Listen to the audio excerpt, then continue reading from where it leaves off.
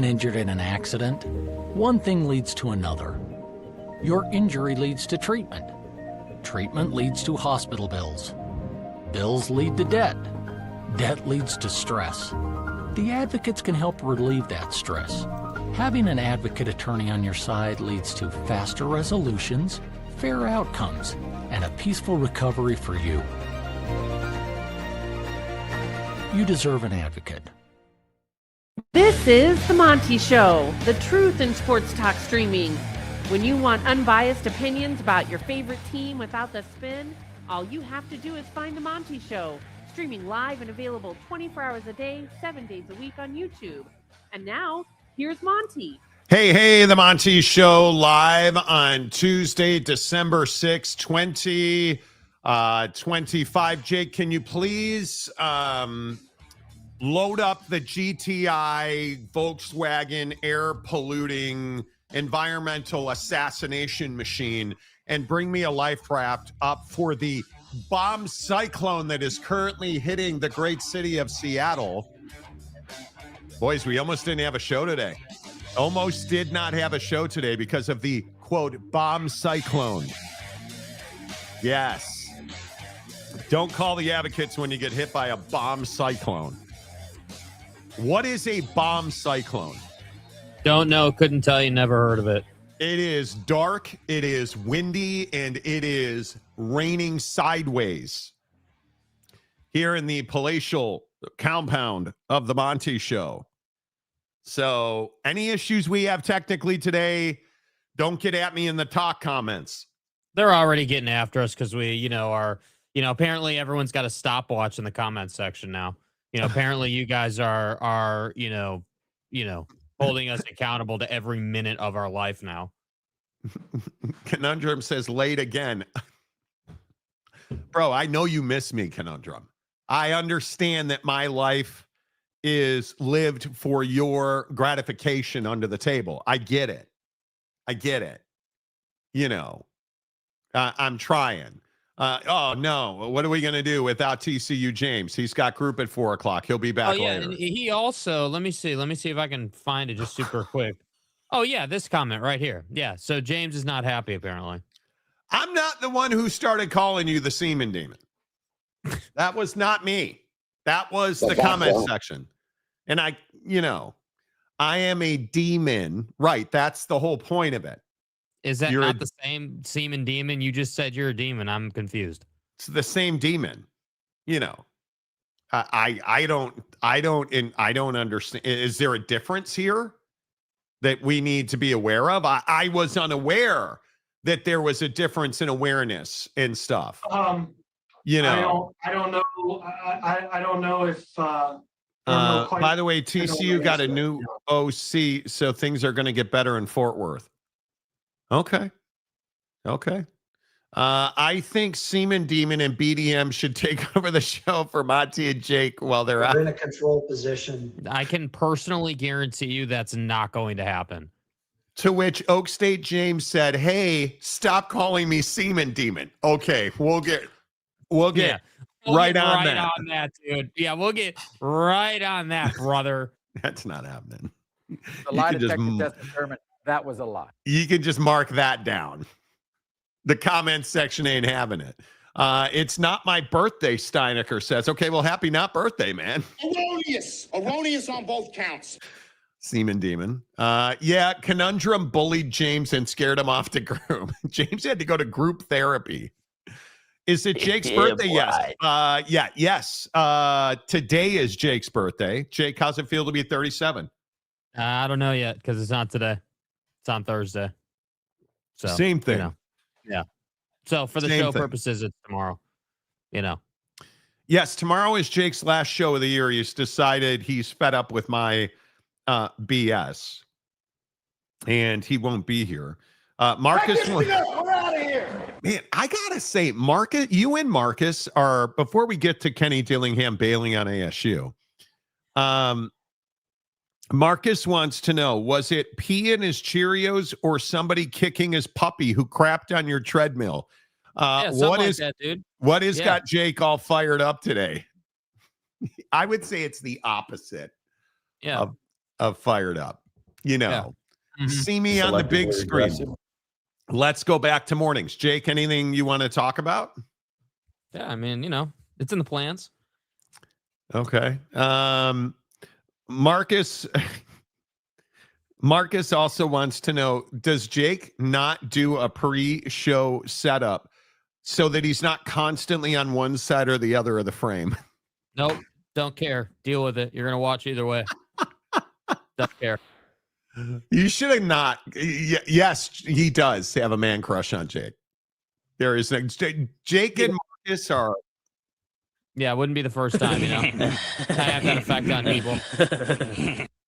Important question. Is Monty going to give Jake a new vest to show off on vacation? No. Nope.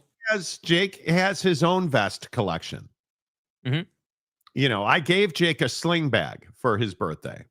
Yeah, and it's nice. I like it. Do you wear it often? I do. Yeah, not every day, obviously. Do you think about me when it touches your skin? Okay, that's awesome. Yeah, that's nah, I'm not doing that, dude. Please. Big 30 today, Jake? No, that was I'm way past that now, dude. Sorry. A little older now. Mentally checked out Jake is great. I mean, you're not wrong, bro. I ain't even running from it, bro. I ain't even running from it, man. Oh, I love it. Absolutely love it. That's so good. Yeah, so just, all these comments, if you want to say something dumb in the comments section, I would just caution you for that today. Yeah, today's not the day to trigger little Jakey two shakes. Yeah, I wouldn't be doing that today.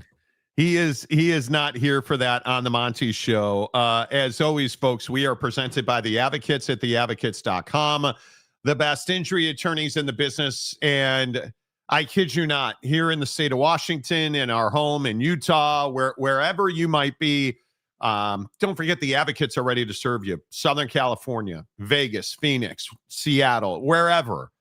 The Advocates are ready to fight for you because they know that this is a busy time of year. The Advocates remind you there's a lot of distractions when you get behind the wheel. Eliminate those distractions. Put the phones down. Pay attention to what's going on in front of you because there's so much more happening with Christmas shopping, family travel, people visiting. You visiting people, slow down. Be extra vigilant. And if the worst happens to you or your family, go get the best at theadvocates.com, where you never reach into your pocket to pay the Advocates. No, friends. In fact, you don't pay the Advocates unless and until they win your case. So find them at theadvocates.com right now. That's right. No consultation fees, no retainers. No, you don't pay the Advocates because the Advocates know the last thing you need to do when you've been in an accident is reach into your pocket or try to figure out how to get somebody who can fight for you. The Advocates know, hey, if we're going to take this case, we're going to win this case. So they don't ask you for money up front. You just get back to the best version of yourself while the Advocates handle the claims process for you. Get it now at theadvocates.com. So Michigan and Kenny Dillingham just won't go away. Jake, before we play the comments, and before we allow Taylor Lewan to say stupid things on the show again, I know that's surprising. What is your feeling on what's happening with Kenny Dillingham? Do you believe that Kenny Dillingham is staying in Arizona State? Before we play the comments, do you feel like Kenny Dillingham is looking for a raise or is he looking for a new job? Yeah, I mean, I think it's pretty clear that he's looking for. I don't even know that I would categorize it as he's just purely looking to get paid more money. I think Kenny's doing what Kalani did, which is you're trying to get your people paid more. You're trying to basically leverage every chance you can to solidify your program and bolster your program. People get paid more money on your staff. They're going to want to stay. You get more consistency. That helps recruiting. That helps you win more games. So, if that's the play, I personally have no problem with that for Kenny, and he's earned the right to do that with the CFP berth. So to me, he's earned the right to do that. Yeah, he's proven that he can go to the CFP. He's done that, and other head coaches haven't done that, right? Like Dave Aranda hadn't done that. Kyle Whittingham never did that. Kalani Sitake's never done that. So he's been further than basically every head coach except for Joey McGuire at this point. And Joey's the only one. Maybe Joey's got a chance to pass him. Yeah, Joey's the only one of the group that's got now the opportunity to pass him if he were to beat Oregon. So to me, I sit here and I say I have no problem with what Kenny is doing, but I can also say that Kenny, you not denying it, saying no, I don't have interest in Michigan and continuing to play the game doesn't exactly make Sun Devil fan feel great about things. I think that Kenny Dillingham's doing what Kalani did. I think that is, and you usually say stupid things, so I give you a lot of credit, for these wise words. You've had a run here of a couple of weeks where you've said some really smart stuff, and it catches me off guard. I know. I when you go, that. It's almost like you're going through these periods of enlightenment. I'm going to say this again. I totally agree with you. I mean, this is the Kalani play, and you decide. Here's Kenny Dillingham. I think my job is to try to do whatever I can for the people that are with me, right? The people that are in the foxhole, the coaches that are in the foxhole with me, is I got to do whatever I can to fight for those people, for my family, for everything from that perspective. And and I love it here. I've said that since day one. That's absolutely never changing. Absolutely never changing. That piece is never changing. He had a chance to say, no, I'm not going to Michigan. Nah, I'm a Sun Devil. He didn't do that. And as I told you, and now even the Arizona State media is picking up on, Kenny Dillingham and Arizona State are working on an extension.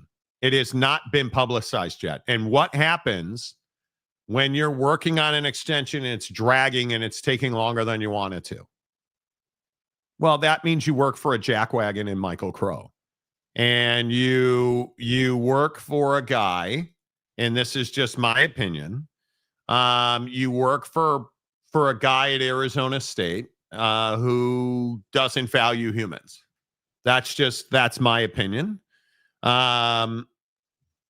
And Michael Crow is that guy. And Michael Crow doesn't think that anybody would ever leave Arizona State. The problem is Kenny Dillingham would. And if Michael Crow don't want to pay, should leave Arizona State. Yeah. I agree more. He's in demand, right? He is absolutely in demand. I mean, how do you value Kenny Dillingham? Like, when I say Jake, now I know you're not going to throat slam him the way you do Dan Lanning. Like, for instance, you did smile. We did. I broke the curse with some Lanning fellatio jokes. I know that you're not going to Lanning him. And I think that Lanning him is now, he's a whole nomenclature. I want that known.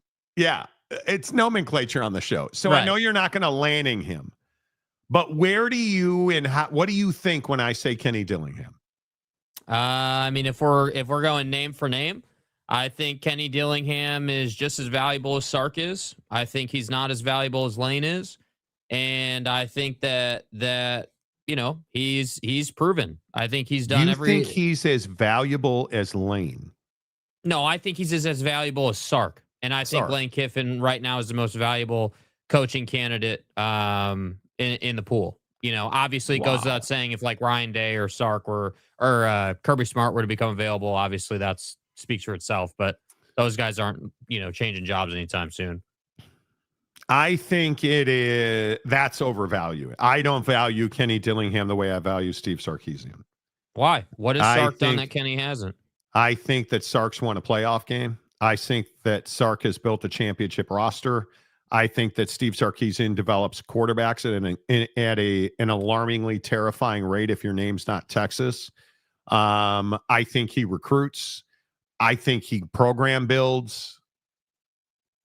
He's been mentored by the biggest names in college football. He's built arguably a top 3 staff in all of college football. I think Steve Sarkisian is one of the models of college football coaching, where he started to where he is now. Jesus, who would have said that? But if we're talking about guys, I think it is in the Big 12. I think Kalani Sitake is the best coach in the Big 12. I think Joey McGuire is Joey a better coach or a well-paid roster, a coach coaching a well-paid roster? Ask me after the playoff. Need more time. Yeah, we don't know. Yeah, I think in the Big 12, I don't think there's any question. It's Kalani Sitake, and now that Witt's gone, it's Kalani Sitake and it's Kenny Dillingham. And I think when I look at nationally, I think that he is on par with guys like Dan Lanning. I think he is on par with the young, hot coaches who have accomplished a little, not a lot. He's got a conference championship, and he's gone to the college football playoff. That's huge. But he's also very young. Now, he's also an absolute dynamo when it comes to offense. You look at every stop where Kenny's been, and he's had his hands on quarterbacks. I mean, if there's a better example than Bo Nix doesn't have an NFL career right now if Kenny Dillingham was never born. Let's be real about that, because he got run out of Auburn, right? And Kenny Dillingham is absolutely a stud. You look what he's done for Sam Leavitt. You know, you look at the Cam Scattaboo legendary run at ASU. Like, this guy knows how to design offense, and I think that he is incredible. I think he is going to take a massive job, and that will make or break him. I don't think he's going to Michigan. I don't think he's going to Michigan. I would agree that it's a leverage play to get his people taken care of, which is really smart. But I also think, if we're comparing Kenny, I mean, the gap in resources has to be talked about as well, right? I mean, you're talking about being at ASU, which is a pretty big gap, I would say, when compared to Oregon, Texas. Oh, Jesus, you think? So that's why so I mean, that's why I say, like, maybe it sounds crazy, but I personally just coach for coach, and do you personally believe? You personally believe? I do. I personally believe that U.S. Sun Devils are doing really good right now, and I think that Kenny has an opportunity to be 5 years from now to be one of the best head coaches in college football. I don't think he's quite there yet. I would agree with that. He's certainly not in the top tier. But I think what separates the elites from the very goods is winning. And Kenny, with not very many resources, has done some winning. Now, at the same time, it needs to be said, he did lose the game, and that does matter. And he did lose to Texas, and they had chances to put Texas away and didn't. And so you wind up losing a close one. But I would agree that if we're talking about, like, where he stacks up, I think it's still I think Ryan Day is the best head coach in college football right now today. I think Kirby is right next to him, slightly below him. And then I think you've got the pool of guys who don't have a natty as a head coach, but are very good. So that'd be Lane Kiffin, that'd be Sark, Kalani, Kenny, Kalen DeBoer. Yes, Kalen DeBoer. And this is where I'm like, man, I would love to throw Joey Dabo into that. What about Dabo? I don't know. You want to listen to the Dabo clip today, and you want to tell me he's one of the top head coaches in college football? But he's got rings. I mean, the guy is. But how long's it been? Well, and Crypto 5 Head's not there anymore. So it's been a minute, and I think he's not a program builder anymore.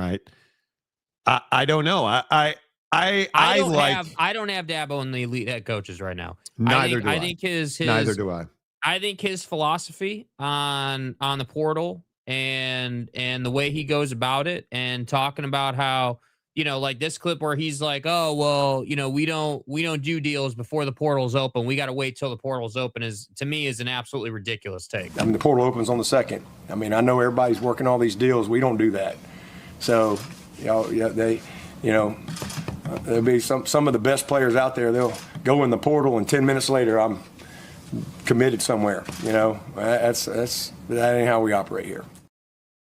Yeah, I know, Dabo. That's Like, why you're ass. And that's why you're ass. You are. You play in a weakness ACC conference, and you're not even competitive this year. I mean, what are we talking about? Yeah, listen, I think that's a very interesting thing to say from Dabo. And I understand that I think Dabo is a good human being. And I understand that Jesus Christ allowed him to wake up today. We get it. In God's name, image, and likeness. If you are not willing to go and chase dudes before the portal opens, just don't chase dudes at all. And you should resign.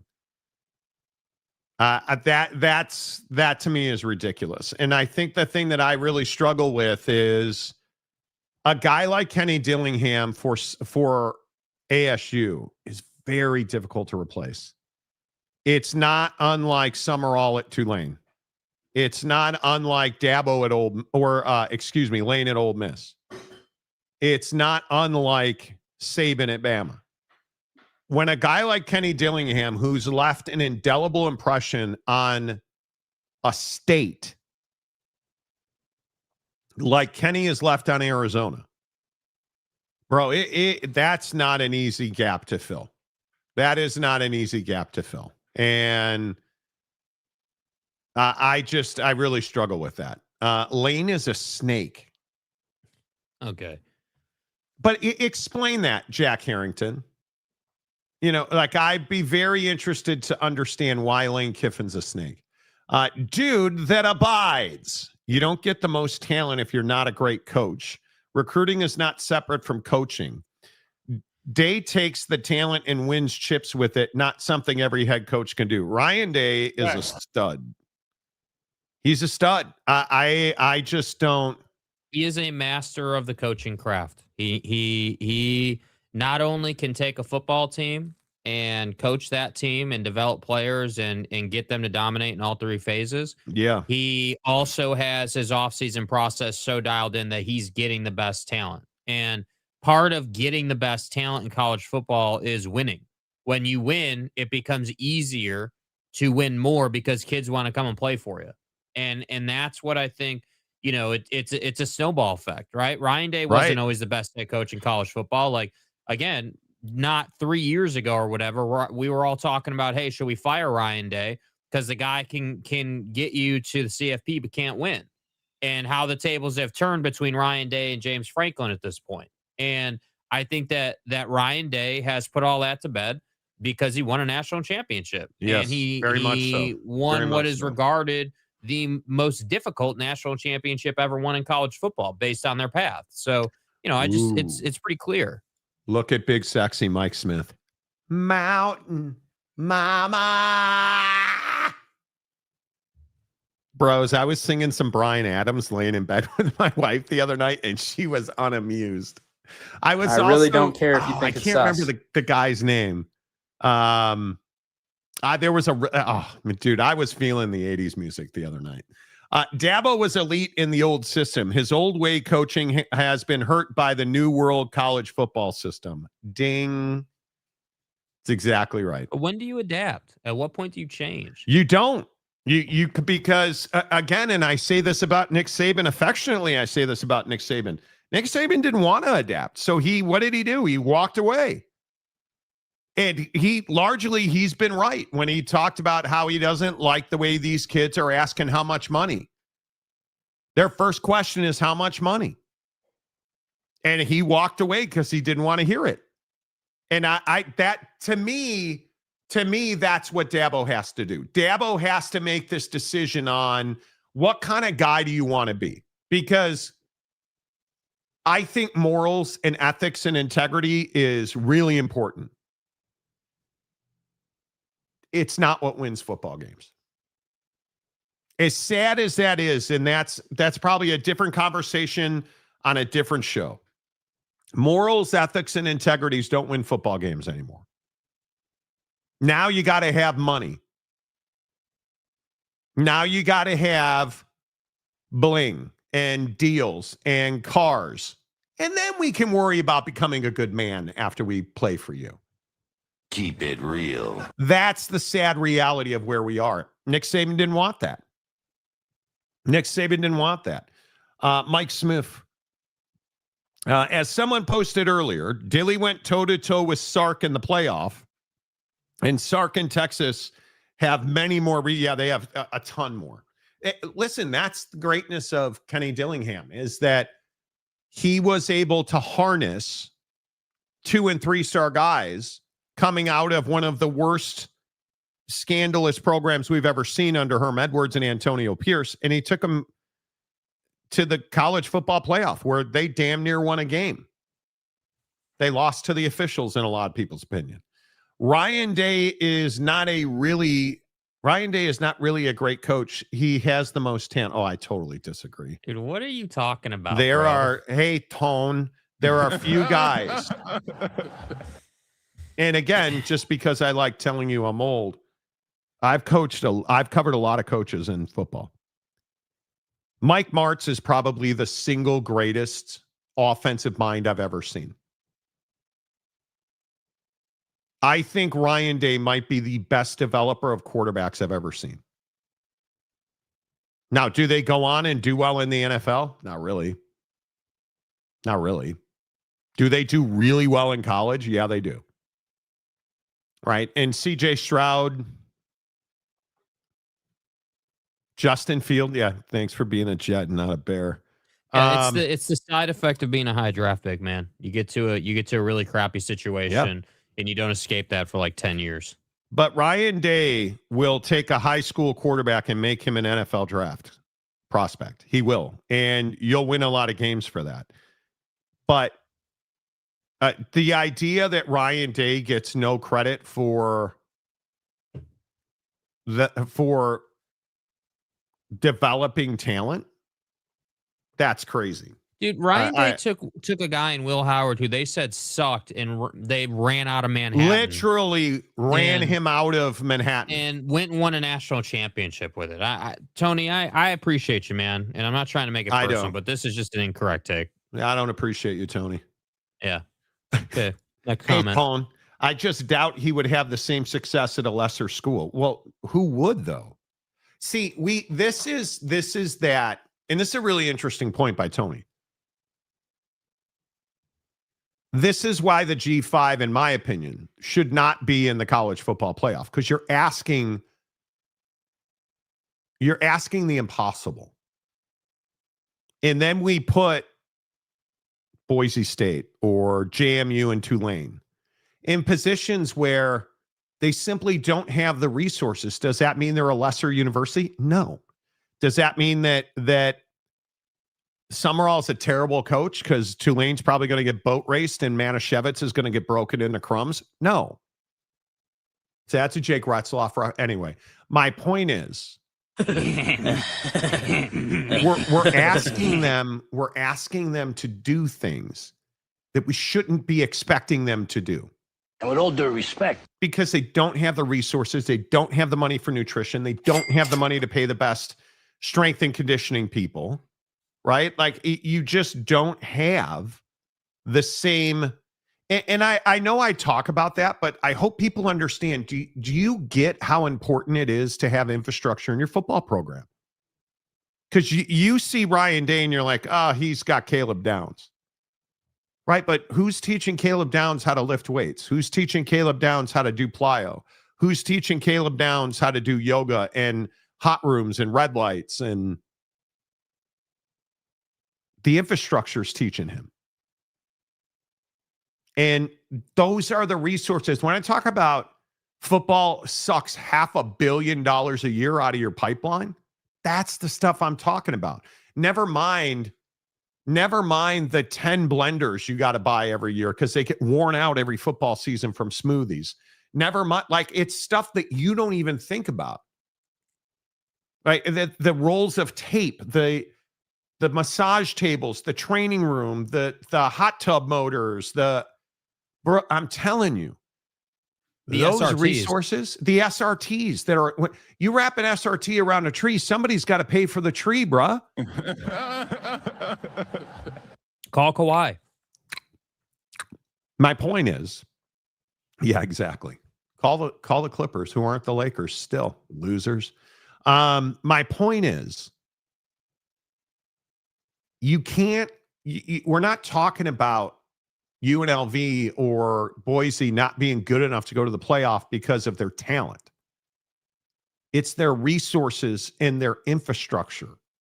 And I just think when we talk about lesser schools, if you're expecting Ryan Day to take JMU to the same level he's got Ohio State, that's a you problem. That's just not, and I'm not saying you, Tone. Hey, Tony, you stupid. Hey, Tone. I'm not saying that. What I'm saying is, in general, that is a you problem. You know, and it's just one of those things where I think you have to be able to, and what's the right way to say it? Match the expectations to the resources, and we just don't do that. We just don't do that. You know, 82-11. Yeah, he sucks. Exactly. Tex Max says Mike Martz, greatest show on turf, dude. I can tell you the two smartest football guys I think I probably know is a guy named John Hadley, who is a statistician extraordinaire, chain smoker like you ain't never seen. And I watch Landman, so trust me, I know. How do you not release Landman in an entire season? Because they don't want you to watch it in one night. Jackwagons. John Hadley and Mike Martz were a lethal combination in St. Louis. And just talking to Mike Martz, you just learn stuff about football. You learn stuff about, like, he's the first guy who taught me how to use motion. Just Mike Martz, one of the cool things about Mike Martz is you could just have conversations about football with him. And you're going to think I'm being obtuse. I'm not. Football coaches don't want to talk to just average dude about football. And I liken that to like Tony La Russa when I was in St. Louis. I cannot tell you how many times at the New Busch Stadium he let me sit on the couch in his office and just listen to him talk baseball. You just learn stuff from those dudes.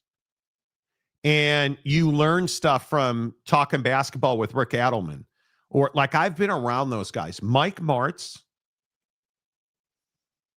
he just is on a different level. I'm telling you, he's on a different level. And you watch the way that Ryan Day quarterbacks develop and grow before your eyes. There's a reason Justin Fields left Georgia and went to Ohio State. He wanted to play in the NFL, and that was not going to happen at Georgia. Mm-hmm. Wish you were me. As Coach O said last week, only difference between now and then is money walks through the front door instead of the back door, dude. You're not wrong. And I think if you listen to Edo talk about that, I think he was exactly right. Go back in time a little bit. We've had a lot of SEC guys on here. They've never admitted it, but we all know that SEC was NIL before NIL. Hey, you know, I love that laugh. Look at it. You know, we're way past it. Can we now just admit it? It's all good. Hey, you know what? I say, hey, coach, you know, you've been out of coaching for a while, and how are you going to adjust that NIL? I said, well, it's a minor adjustment. And they said, what do you mean? I said, back then, we used to walk through the back door to cash. Now we just got to walk through the front door to cash.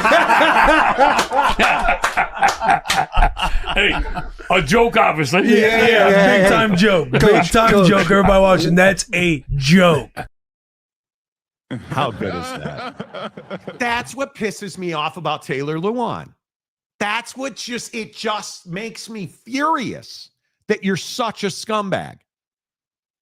It makes me furious because Bussin' with the Boys is a really entertaining show, but I can't look at Taylor Lewan knowing who he was at Michigan. What a scumbag. What a scumbag Taylor Lewan is. Hell of an offensive lineman. And it's a shame he couldn't play longer. But dude. Yeah. TJ Beck. Hello. Damn, Jake, start translating the Cajun speak, LOL. Seriously. Yeah, I mean, maybe him and the mayor should, have dinner together. Maybe. Phenomenal Hebrew. Anyone telling you that Penn State makes pedophiles belongs in the CFP is ass. Did I miss? Oh, I misread that. My bad. Hello? Anybody telling you that Tulane and JMU don't belong in the CFP is an ass. Passive aggressive. Again, the first round blowouts last year didn't involve any G5 teams. What does that have to do with Tulane and JMU and G5 programs in general? The worst thing that's going to happen to the G5 is Tulane winning a game. Because it's going to make people believe that can happen on a regular basis. It can't. This is not the NCAA tournament.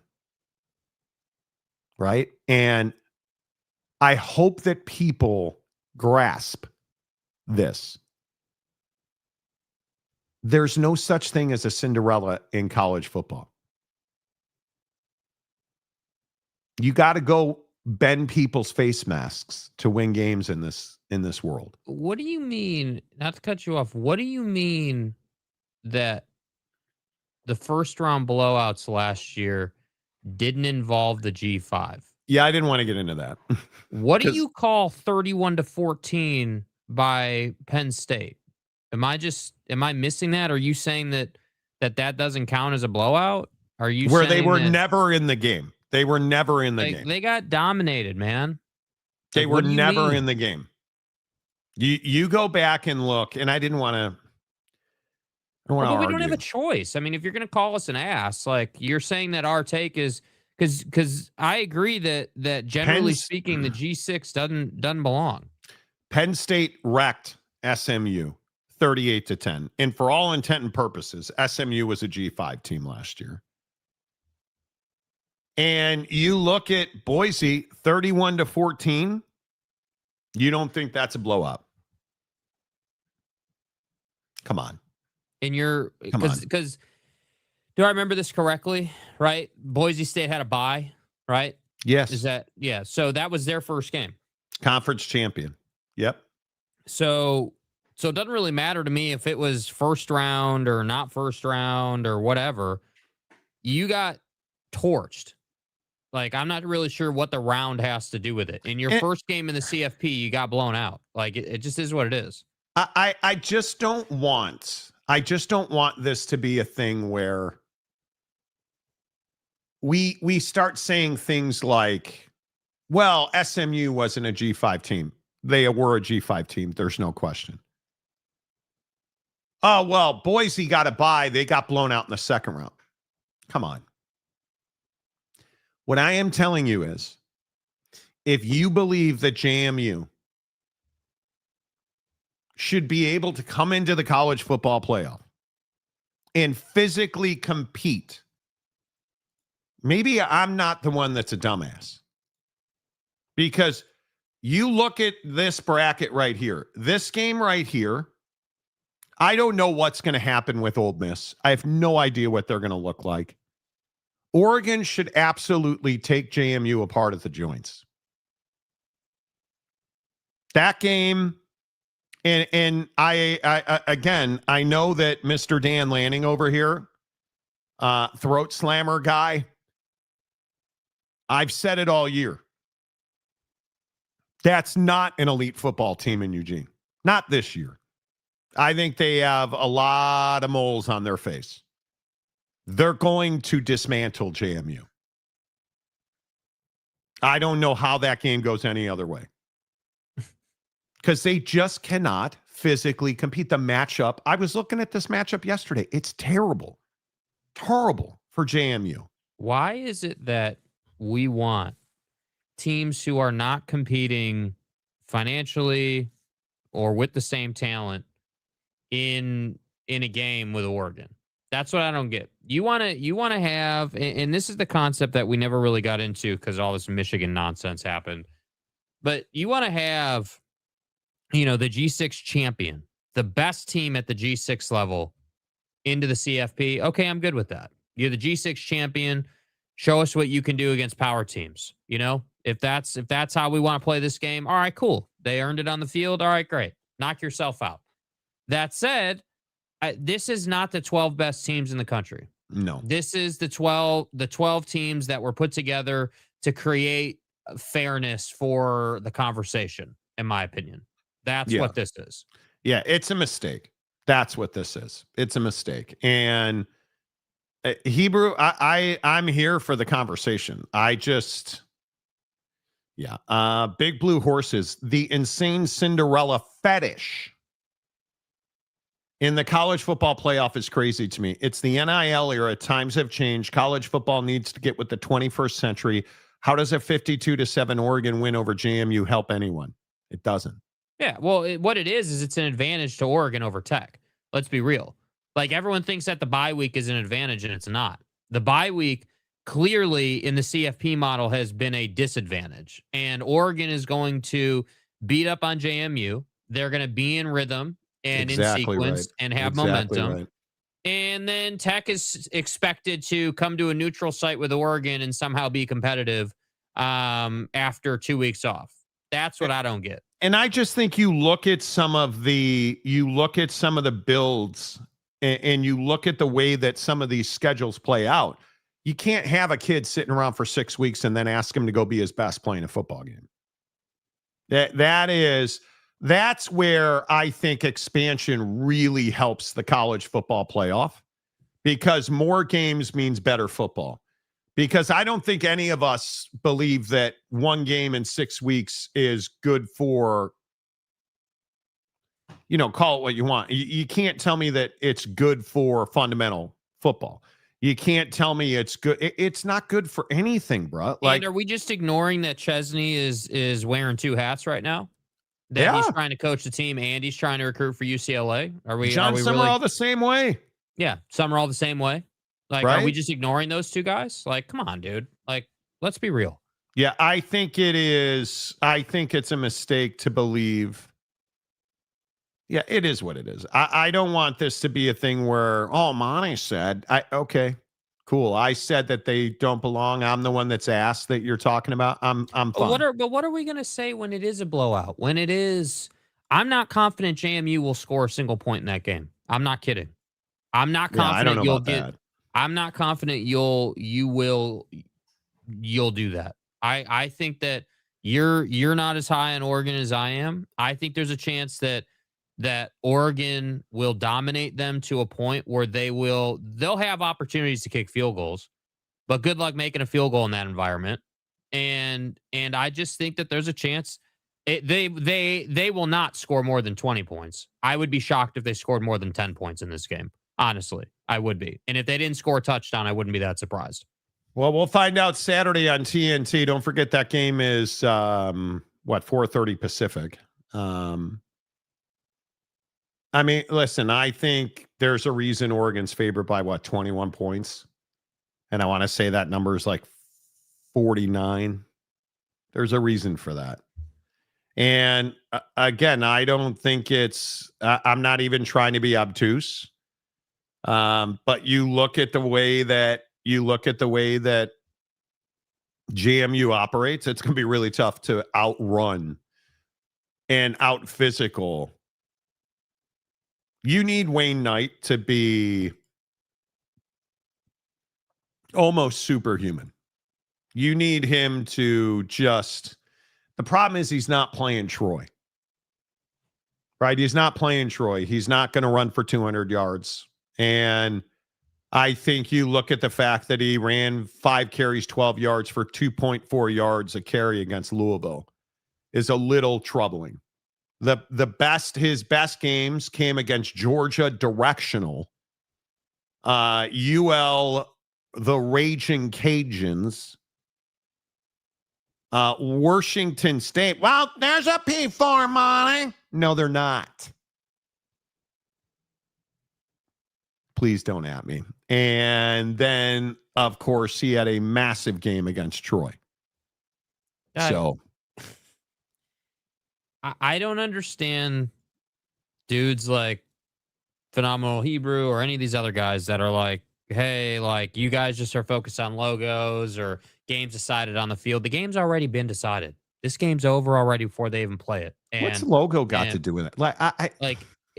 This is not a fair fight. Like, do you understand that? Like, this is not a bash JMU segment. It comes off that way, but the truth is that it's not a fair fight from a resource standpoint, talent standpoint. Also, this game's being played in Eugene, which I don't care how good or bad Oregon is a tough environment to play in. It is not an easy place to go and play. Do you really think that JMU's, what is JMU, 12-1? Do you think their 12-1 is the same as Oregon's 11-1?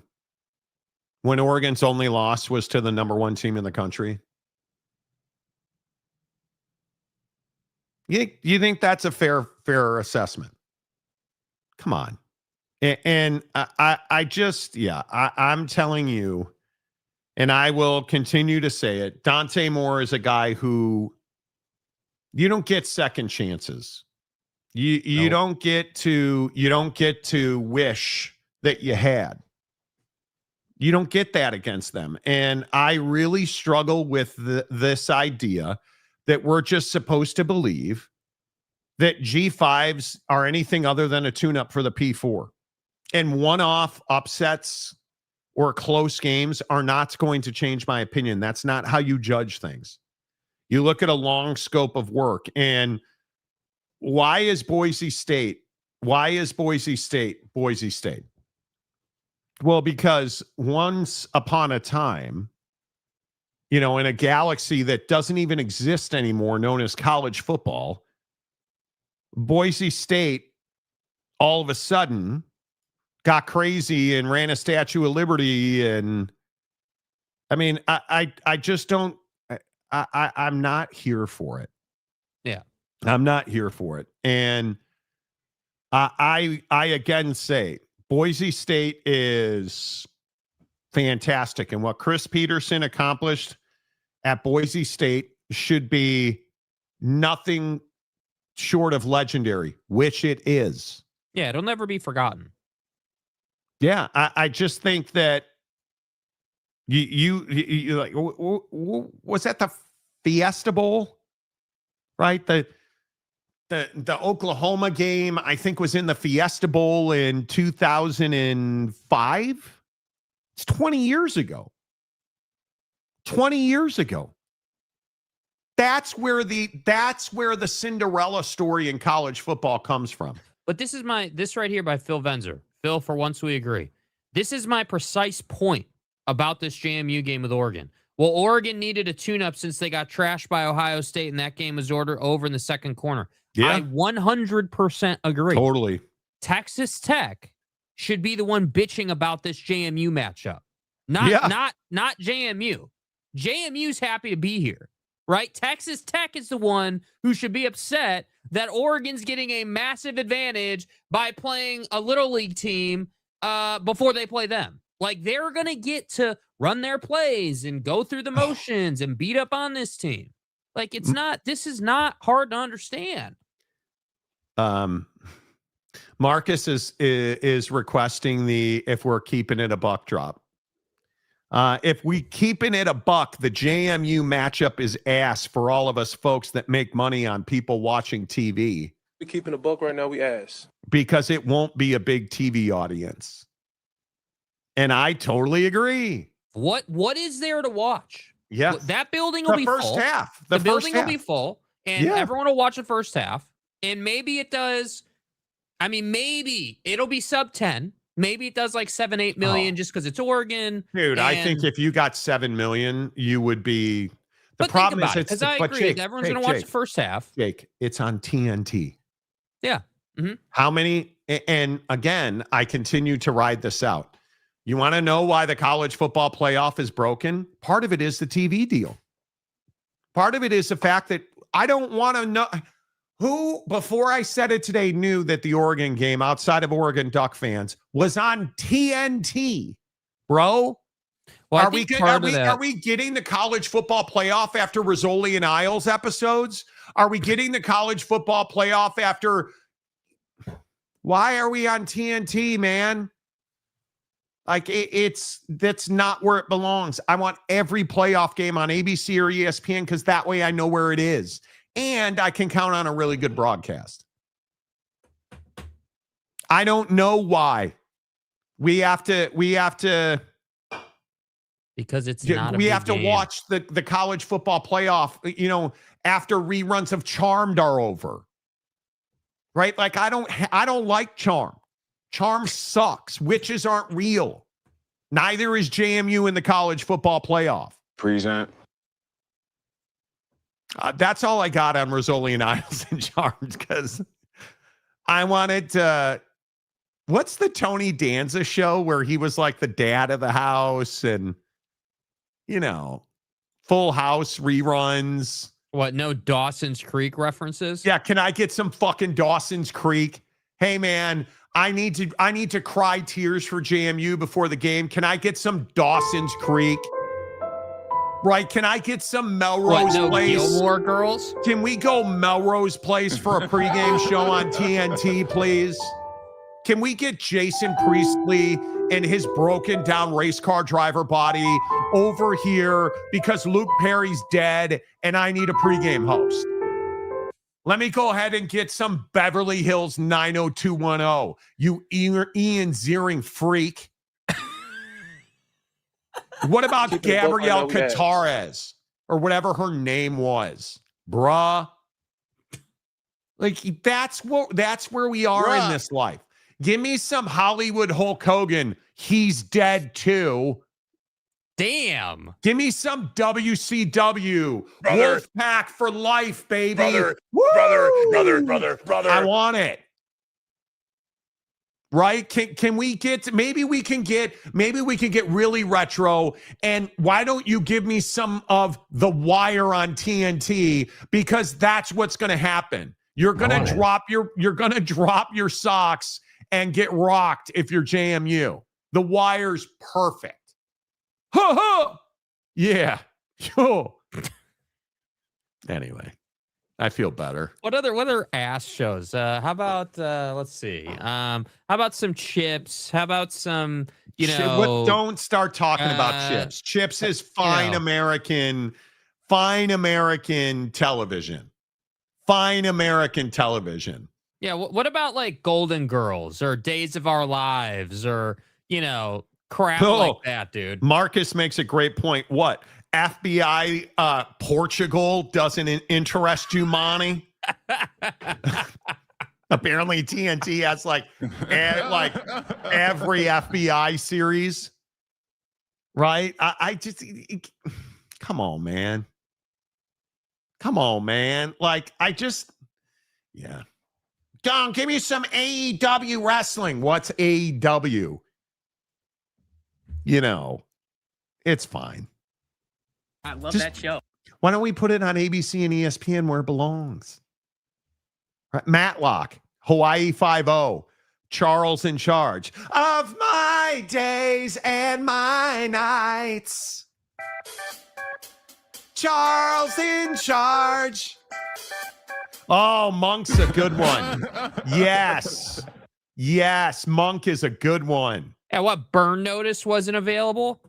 Come on. Don't call me Seaman Demon. No bashing FBI. Mrs. Peregrine is amazing. Missy Peregrine is amazing. I'll take your word for it. I'll take your word for it, demon student. Okay, if we're not going to call you Seaman Demon, it's going to be something else reprehensible. Yeah, it's going to be something demon. I'm just telling you. You're not getting away from it. I'm sitting here working it. Hey, look here, man. Okay, that came out wrong. But the point is, you were working it. Oh my, Night Stalker? What's wrong? Magnum PI wasn't there. MacGyver wasn't there. MASH wasn't there. Barbary Jones wasn't there. Unsolved Mysteries wasn't there. Yeah, what about the first 48? How about that? The Rockford Files, The Equalizer, Mannix, A-Team, Monty's Betamax machine, Benny Hill, Cheers, Frasier, Silver Spoons, SWAT, All in the Family. Too soon. Family. Too soon. The Rockford Files was actually really good. The Seminarian, the TCU Monkey. Bro, TCU Monkey is still one of the greatest burner accounts ever invented on this show. Right? Like one of the greatest burners ever on this show. Yes. Oh, yeah. What about reruns of Suits? That's on USA. Hey, USA went on a run, though. Give them credit. Different strokes. Different Honestly, strokes. I'd start stroking guys. I'd start stroking guys. Different strokes. Couldn't stand All in the Family. Oh, dude, I loved All in the Family. I hated it when it was on, but now I watch it. Loved All in the Family. I mean, you know, Mr. Civics. Monty, if you're not willing to chase dudes before the portal opens, then resign. That's what I'm saying. Webster. Oh, my God. Airwolf. Oh, my God. What about Dynasty? You guys remember Dynasty with Linda Evans? No. What? They ran out of Botox, so they had to end Dynasty? Okay, let me look up Linda Evans. Nice name. Dude. Nice name. I spent some serious forearm time on Stevie Nicks. Oh, okay. Yeah, I know Linda Evans. Just didn't know her name. Do. Yeah, You okay. do. Yeah. And then all of the oil wells on Dallas. You guys ever watch Dallas? Oh my God. You remember Joan Van Ark? Oh my God. Knots Landing? Hell yeah. Who didn't get their 21 times a month off to Knots Landing, bro? Let's wind the clocks back a year. I mean, come on.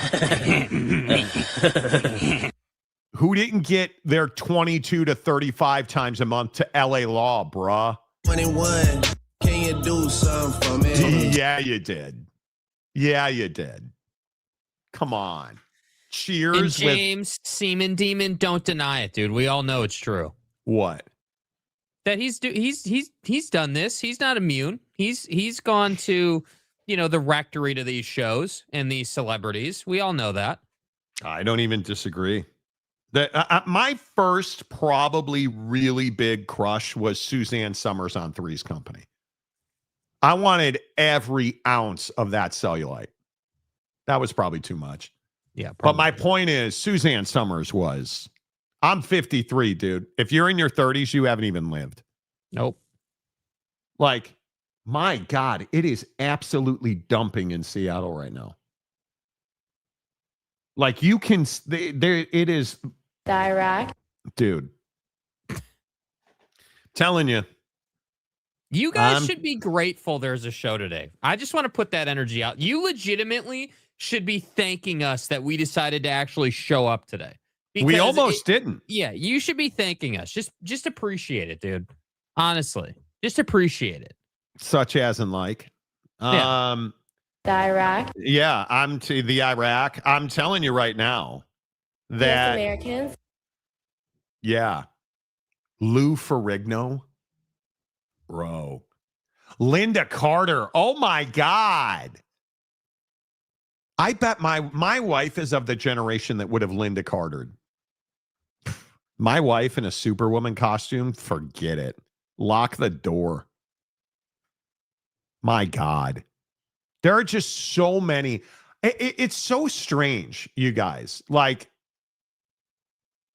Jake, your age, you just have no idea how great the 80s were, or at least how great I make them in my mind, because I seriously doubt the Olympic hostage crisis, or you guys remember all the planes that got jacked in the 80s, the high gas prices, the unemployment, Reagan getting capped, like all the shit that went down in the 80s that made the 80s amazing.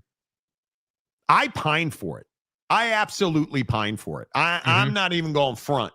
I ask and it's mainly because I think it's what we do as Gen Xers. I think we pine for the 80s. Yeah, I do that as a millennial, just not with the 80s, with the stuff that I remember. Yeah, it's the 70s because I wish you'd never been born. Yeah, I mean, See, he doesn't even deny it. He doesn't even deny it. There were simpler times, and that's what's difficult. Well, they were simpler times because we were kids, right? That's it, in all honesty. Yeah, but it was simpler times because life wasn't so expensive and things weren't so damn complicated, and I think that's there's just no escaping it, you know. And I would agree. I feel like, you know, like, not to get way off into the weeds on it, but I just feel like, you know, it's life is not as simple as like everyone getting around the cafeteria table to talk about what show they watched anymore. It's just not how it works anymore. And that's what I think is difficult. Yeah, I would agree. I mean, simpler time is interesting because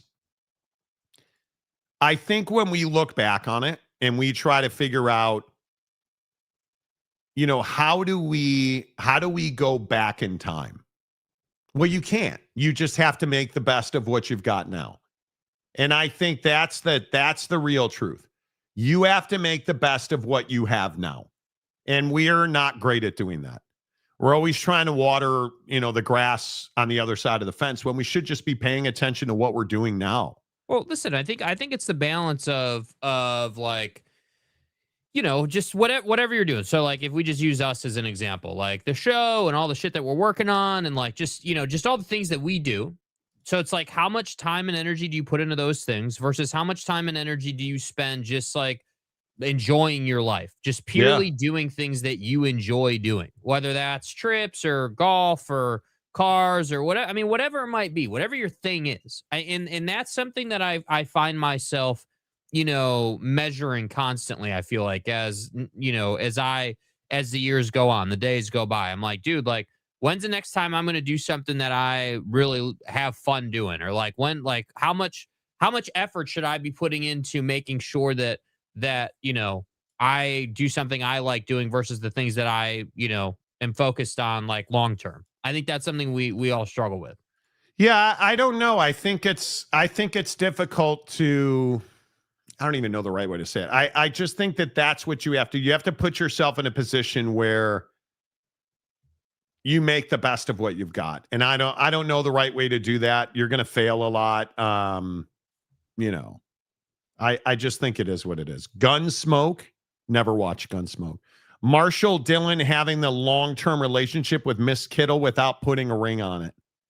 You know, Big Daddy Magic. How about my boy Cooper Flagg last night? People now saying that he is the single greatest rookie in the last 20 years in the NBA. 18 years old, he dropped 42 last night. A 42-piece nugget is what the cool kids call it. Pretty straightforward, bro. I appreciate now I have Victor and Josh Allen, and AJ is on the way to the Utah Jazz. You're not a BYU fan. You're not an AJ DeBanza fan. Get off the bandwagon.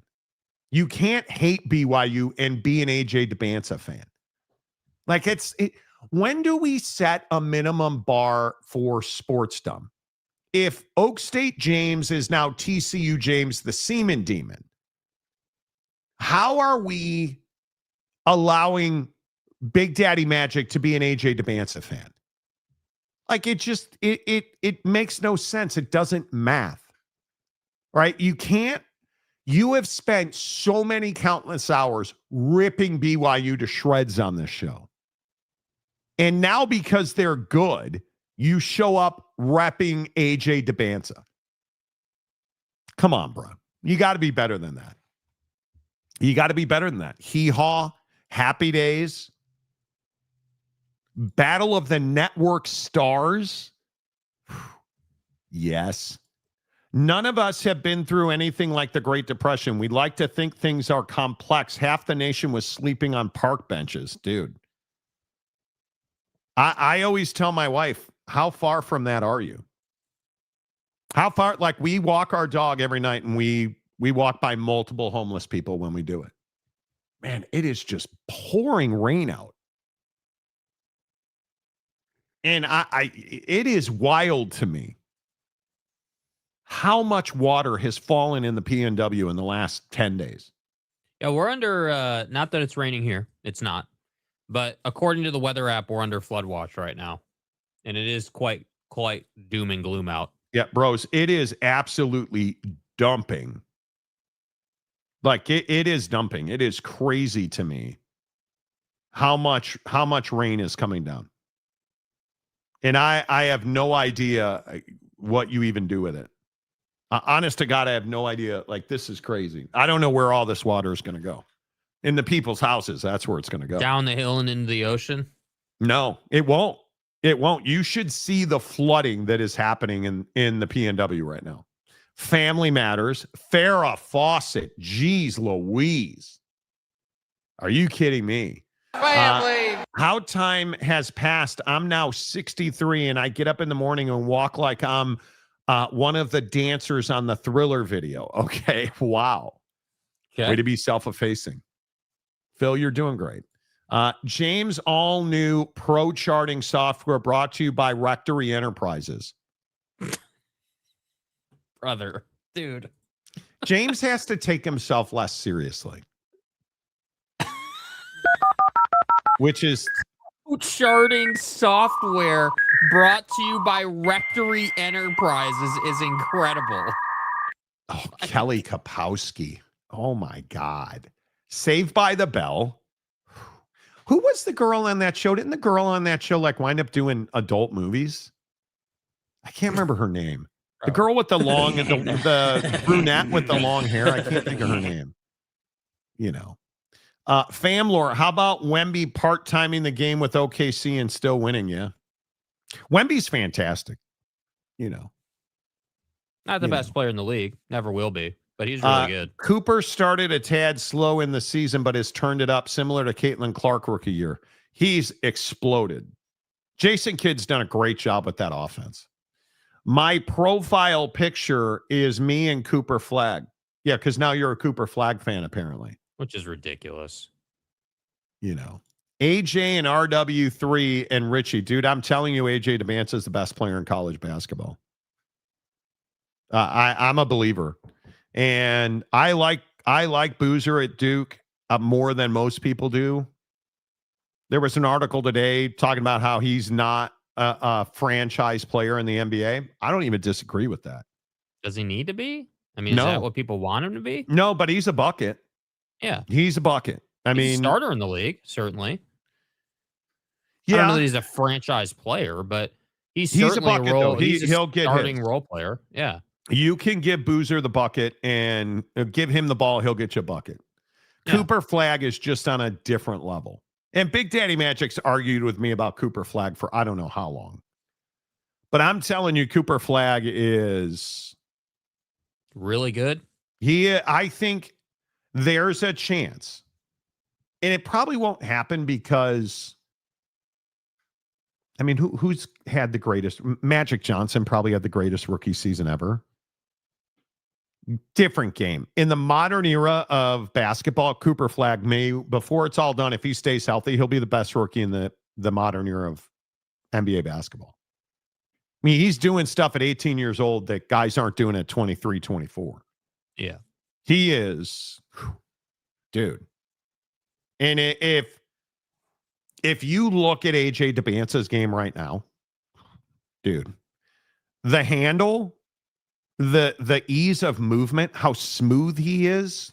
To me, it's the calmness. The game's not too fast for him. He's able to see the opportunity before it's there and then take advantage and get to his spot. And that to me is what makes him a pro player already in certain senses of the word. Obviously has to get drafted, but that'll happen. That kid's a stud, dude. And there ain't no question about it. I can't say enough about the job that he's done. Like, it's just, his game is handled incredible. I mean, he doesn't have the handle the Giggity's got, who's been a member for 35 months. Yeah, I contemplated going to my barber, but it's raining and windy out, and I'm soft. No, Yeah, I I mean, contemplated just down getting the a street. clip, but Isn't it just down the street? half a block. Yeah. I contemplated getting a clip, but Yeah, we'll I had see. to have a talk with the old barber over the weekend. What do you mean? Last time he cut my hair, he did a pretty average job, and I was unamused about it. And so yeah. Yeah, go ahead. Well, and I was gonna say, so I literally walked in there, and he's like, "All right, so what are we doing?" And I said, This is gonna be very, very simple, bro. Like, this is I'm not gonna a keep hard it a one buck. for you. I'm gonna keep it a buck right now. If we keep it in a buck, that haircut was ass as hell last time, and we need to fix it. I literally said, I want a skin fade, high skin fade. I want a hard part, and I want a finger length on top. Can you do that? Yep, I can do that. And there you go. Like, are you happy with it this time? Yeah, he did a much better job this time. Yeah. It's difficult not living in Salt Lake right now. Jay Taffa, my barber. Our barber. Shut up, Jake. Jay Taffa, my barber, our barber, is the best barber I've ever had. I knew exactly what my hair was going to look like, but I got to tell you, I go to this dude down the street from the crib, and my wife loved it. My wife loved the cut this guy gave me. And I got to say, I liked it too. You know how you know it's a good haircut? When people don't notice you got a haircut. And I was like, cool. The problem is in Seattle, haircuts are $50. And it pisses me off. Yeah, now, mine's $50 too. Truth be told, I used to pay Jay Taffa $50, but that's because I tipped him. Because he always did a great job. You know, so it just is there anything that's cheap? No. I want to, you know what? Everything. I'm on a Chipotle run, and it's over now. I went to Chipotle the other day, a bowl with just chicken, black beans, rice, and pico. That's all I ever get in my bowls. Brown rice, black beans, chicken, and pico. $19. I'm not doing it. It is what it is. I'm not doing it. I am not. I am. You guys will think this is crazy, but I'm going into this phase of I'm not spending money. I joked with my wife last night. Do you know how much more money I have in my bank account when I don't fucking spend money? Like, not spending money. Novel concept there, huh? Looking at my Amex app, I'm just not spending money right now. And it's funny when you don't have to, like, we are not frugal people. I'm just going to stop. It says the guy who's wearing a Rolex, right? Like, I'm not a frugal person. But dude, I've looked at my spending lately, and I'm just like, bro, it's over for me. Like, I just can't do it. That's why this argument about Lululemon pants. Yeah, the argument about Lululemon pants. I'm not willing to do it, man. I'm not paying $138 for a pair of pants. No. I'll go nude. Right? And it's just not, I'm not having it. Macaque. I'm just not. But I understand people got to make a living. This thing in Paris. But that ain't the point, bro. That ain't the point. This thing in Paris. Do you guys know that tipping in Paris the tip is included in the bill by the law in Paris, in France? By law, they add, I think it's 18% to your bill. And apparently locals know that. And so when a server hands you a bill, they'll say tip is not included. Because in the letter of the law, it's not called a tip. It's called a gratuity or a service fee. The actual technical term is service, is what they call a tip. And they know that American culture is tip. So they'll be like, yeah, tip's not included. Bro, tipping culture is so over the top. It's actually a thing where I joke about it now. It really bothers me. We went to the Chowder House on Pike Marketplace the other week. And they didn't serve me anything. And they flip over their little iPad and it's like, oh, just answer a question and sign No, you mean Perhaps play a little game called Just a Tip. And so I've taken to asking, should I tip you? Like every time somebody, and they're like, well, if you want to. And I tell them every time, say yes, or I'm not going to. Like this tipping culture BS. So worn out on it. Rux Quando for $5. There needs to be a clear separation of the P4 and the G6, G5. In football and from basketball. Football needs to be its own thing entirely. And it really is. What do you guys make of this Joel Klatt thing today? Where he's talking about how I don't even know how you describe what Joel Klatt says. For a Cinderella, nobody cares in football about James Madison or you know, the equivalent of George Mason going. Didn't George Mason go to the Final Four or something like that? Nobody cares in football about that. We don't want Cinderellas. We want the best teams playing each other at the end. In fact, hot take. I mean, like the hottest of all takes that I've ever had in my entire life. The NCAA basketball tournament is a joke. It's the dumbest tournament and the least fair tournament in all of sports. What do you make of that? That I think he's a Big Ten elitist who doesn't appreciate anything. That's what I make of it. I think that Joel Klatt, you know, says a bunch of random stuff on second tier podcasts because he can't say that on Fox and would never say that on Fox. But would he say that if the NCAA tournament was on Fox? No. No, I don't think he would. But it's not. So he did. I think it's ridiculous. What Joel Klatt just told you right there is, I don't understand the culture of college basketball. Nope, because you're a football guy. That's what Joel Klatt said right there. Stay in your lane, Joel. I don't understand the culture of college basketball because I'm a meathead. Yeah. That's what it is. I'm glad he's not the one making decisions. Right? I love the Cinderella in college basketball. I want to see JMU beat Oregon's ass in basketball in the NCAA tournament. Yeah, do we have to ruin everything that's sacred in this country? Like, why are we trying to ruin bracket busting culture? Why are we trying to ruin, you know, hey, nobody you've ever heard of is playing Duke and they made it tight. Like, they made it a close game. Like, that's part of the thing we look forward to. Because I would remind everybody, you know, that after the CFP is over, we're pretty much done because the NFL playoffs are about to be ass, in case you weren't paying attention. So I'm not really sure what I'm holding on to. I guess you're just in rain cloud mode today. Well, help me understand what I'm supposed to be excited about. Playoffs are going to be ass, bro. What am I supposed to be excited about? The Chicago Bears. I don't have Josh Allen losing to Mahomes again. The Chicago Bears. I don't have some throat slamming obsession with Aaron Rodgers attempting to lie to us about winning the Super Bowl.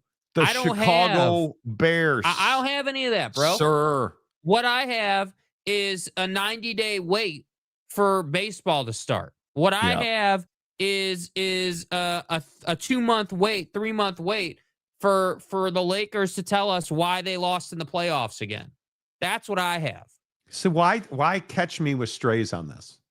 Because but help me understand. What am I supposed to be excited about right now? Like, I'm being serious. What am I supposed to look forward to right now? Like, I think the CFP is going to be really good. I'm glad, side effect of the Paris trip, we get back for the back end of the CFP, which I'm really excited about. Those should be really good games, and we have a good group of teams that are going to match up well. I think that are going to, provide us really good games.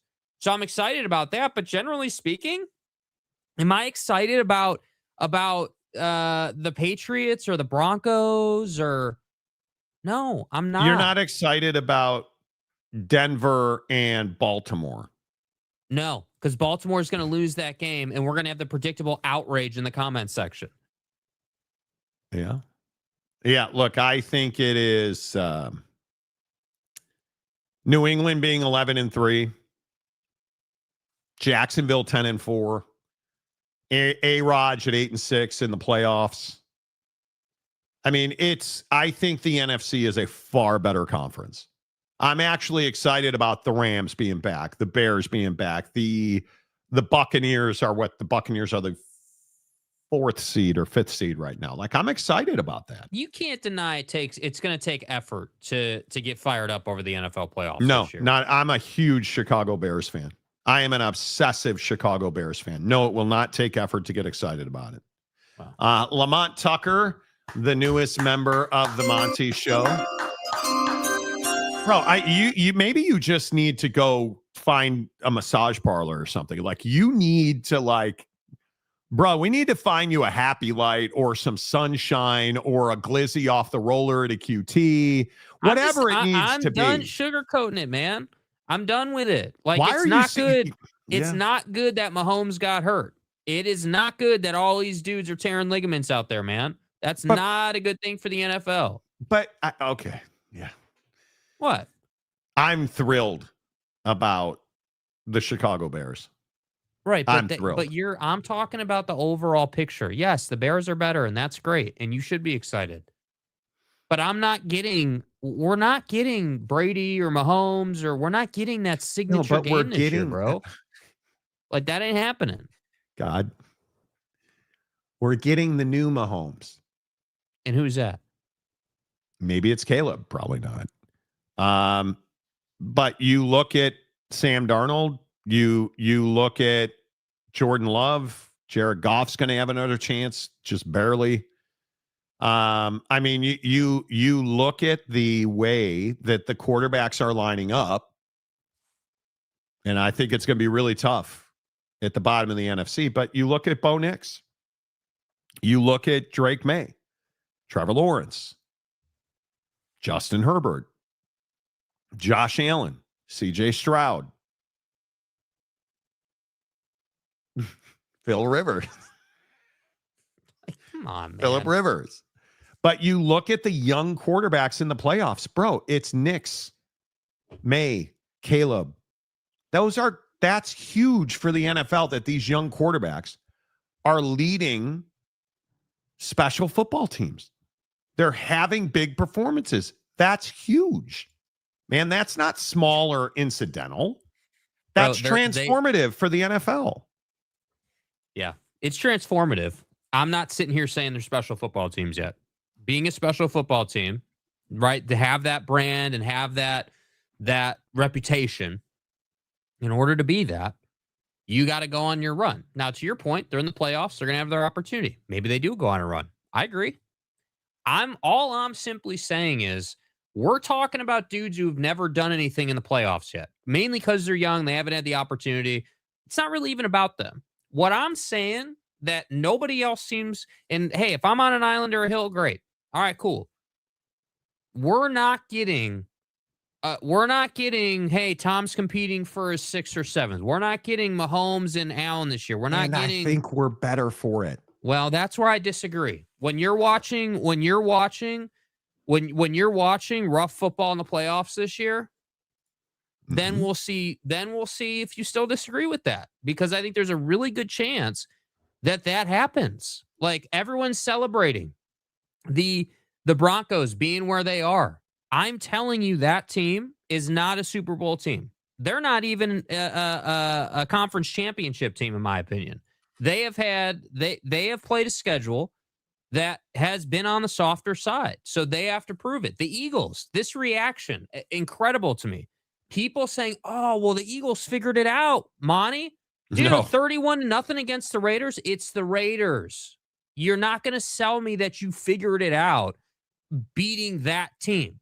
Like, this graphic right here perfectly exemplifies what I'm talking about. Help me understand how I'm supposed to be excited about this little 6-3 matchup here on the NFC side. That's not a good game. Are you game, out dude. of your goddamn... You don't think Niners at the Eagles is a good matchup? Oh, my God. That is not a good game, bro. That is not a good game. Come on. That is not a good game at all. You're Absolutely crazy. Not. You're absolutely crazy. Not, dude. I totally talk disagree. to me about how that's a good game. You have two distinctly different teams. I think Jalen Hurts is struggling massively. I think the Eagles don't know how to run the football anymore. And I think the ability of Brock Purdy to operate right now with just straight up a lack of talent at the skill positions outside. The fact that you're seeing usage numbers out of Christian McCaffrey that I don't know that we've ever seen. The fact that he's got 86 catches and 259 carries. That your leading receiver right now is Kendrick Bourne. And really, it's Jawan Jennings is probably your best receiver. But look at the resurgence of George Kittle. 6 tutties, 45 catches. Like, you're looking at the fact that generationally we are changing the NFL right now. And I'm stoked. A Bears-Packers first-round matchup at Soldier Field. Yes, I would bend my wife's arm to allow me to fly back to Chicago to go to that game. Yes. Seahawks and Bucks in Tampa. Yes. Right now, am I excited about Chargers and Steelers? No. Am I excited about Houston, New England? Yes. That's one of the best defenses in the NFL going up against one of the hot shot young quarterbacks in the NFL. That I would look forward to that game. Jacksonville, Buffalo, not really. But what have I said all year long? The power in the NFL it lives in the NFC. And I'm stoked about new blood. I hate the Kansas City Chiefs. Everything that's good dies in Kansas City. And well, you better hope thankfully, that there's a new legacy born. There has to be. It's the Patriots. Drake May is a really good young quarterback. It's the Bears. Caleb in that running game, they got to figure out their wide receivers, frankly, because you got to catch the football. But I'm telling you. Your point about the Niners, right? Because I hear a lot of people talking about, hey, well, this Niners-Eagles game is going to be really good. Here's what concerns me about the Niners-Eagles game. We don't know who's showing up every week. Week to week, we don't know what we're getting out of the Eagles. One week they're amazing and they've cured cancer, and the next week they're falling on their face. It's all matchup dependent, man. Right. So with that being said, then we look at the Niners and everything you just said about Brock Purdy operating and all this stuff. Who have they done it against the last month of the season? The last 4 weeks of the season, it's Cardinals, Panthers, Browns, Titans. So not good competition. The last time you played good competition was the Rams, and you lost that game 42-26. Remember that game. And the next, again, good test here. You're going to play the Colts this upcoming. Then you get the Bears, and then you get the Seahawks. So we're going to find out the next 3 weeks what the Niners have and if that's actually going to be a competitive matchup between those two. I also think the 49ers are getting healthy. I think the 49ers are figuring out who they are and how to they're taking this time to build chemistry. I think they're significantly better than Phil and the Colts. I think their biggest matchups are the last 2 of the year. Can they consistently stop the run against the Bears at home on a really terrible field? And then you got to beat Seattle. If they win 2 of the next 3, they're going to be a problem. Are they going to do that? I don't know. We'll find out, because I don't even know if the Bears are good. They're a solid team because they run the ball. But I'm not even trying to sell you that the Bears are a Super Bowl contender. No, I'm excited because I think the NFC, Bears-Packers is a good game. I agree with you. Just for the record, Bears-Packers is a good game. That one in particular, I'm excited about. But I think that we need to be careful as NFL fans to celebrate. Not that you are, but I see a lot of people celebrating the injury and, the Chiefs are out of the playoffs, and man, I'm so ready for a change. Yep. I'm telling you that, yes, I am burned out on the Chiefs. Yes, it will be nice to see new blood in the playoffs. Yes. No, it will not be enjoyable to have potentially not so great matchups and potentially not so great games later on in that bracket, right? Depending on how these games go. I'm telling you that is a risk for the NFL this year because of who's not in the playoffs anymore. And so I just hope for the NFL's sake that this does work out, that, we like that Texans-Patriots matchup. That has potential to be a great game. I agree. Great offense first, phenomenal at times, as we've seen this year, dirty defense. We've seen that out of them. Has potential. But again, we're using words like potential and possibly and probably. Let's see what it actually is. Guys. Hey, guys. Eagles, not great. Don't disagree. Mapes, who's been a member of the show for 28 months. Thank you. Sorry to wake you up over there, Jake. No to Pat and the KC refs flag their way to the Super Bowl. False start. Not wrong. Timothy in the playoffs. Bojana see the Bills still a Jaguars spot? I have no idea what that's supposed to say. Could not tell you. Please beat the Eagles 49ers, please. The 49ers, the biggest issue for the 49ers is you're missing 3 elite players on defense. You're decimated by injury. Yeah. And you are being carried by over-the-top performances in important moments by the defense. And CMC is covering up for a lot of a lack of quality outside. I think Pearsall's been a revelation. Yeah. I think you have finally seen Ricky Pearsall play football at a very high level. Bro, and Pearsall is just the next guy in line in the Shanahan development tree, right? But I mean, George he's done Kittle, this before. Yeah, but George Kittle, I also think, deserves some credit for not going full on Taylor Swift ruined my career by showing up and making plays and rededicating himself physically to not drinking beer like good old dirtbag Trav. Mm-hmm. Fat. Why is a quote NFL is drunk season / postseason not fun? I have no idea. Because this is what we do. See, everyone's take is, oh man, this is great. We're ready for change. But then if we don't get a good matchup, it's not going to be so funny. And so I'm getting out in front of this right now. I'm telling you, there is potential to have issues with enjoyment and relevancy later in the playoffs. I'm telling you, there's a risk there right now.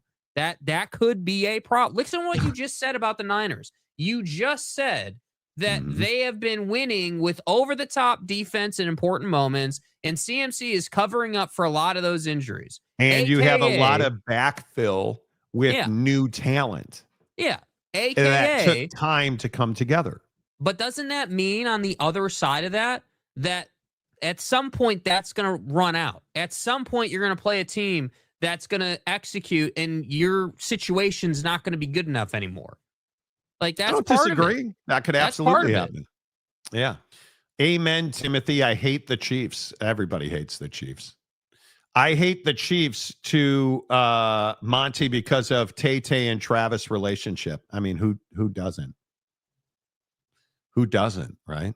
Eggy says, damn fresh cut looking good. Everybody's in on the haircut, Jake. Yeah, barber did a good job.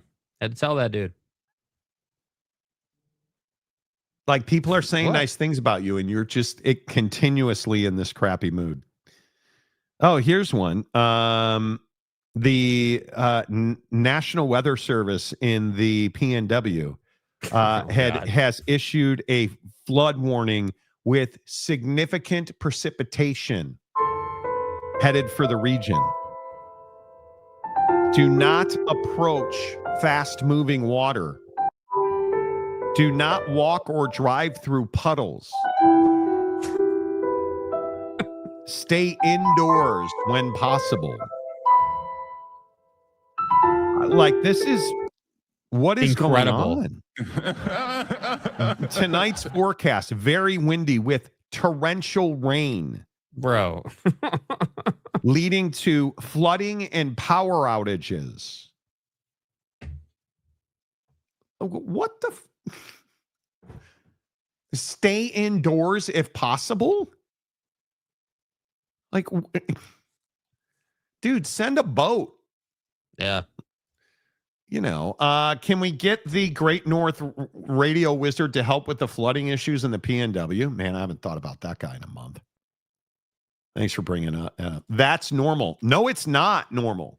They're saying that this is this atmospheric river that just went through was supposedly the longest atmospheric river in recorded history. The actual physical length of the river stretched from the Pacific Rim to the PNW. Longest in recorded history. And girth. Now they're saying that this bomb cyclone that's going through has a potential to drop historic rainfall. Can you measure it? Brother, I think the M is staying in the garage for a minute, dude. I don't think bro's going to see the daylight anytime soon, dude.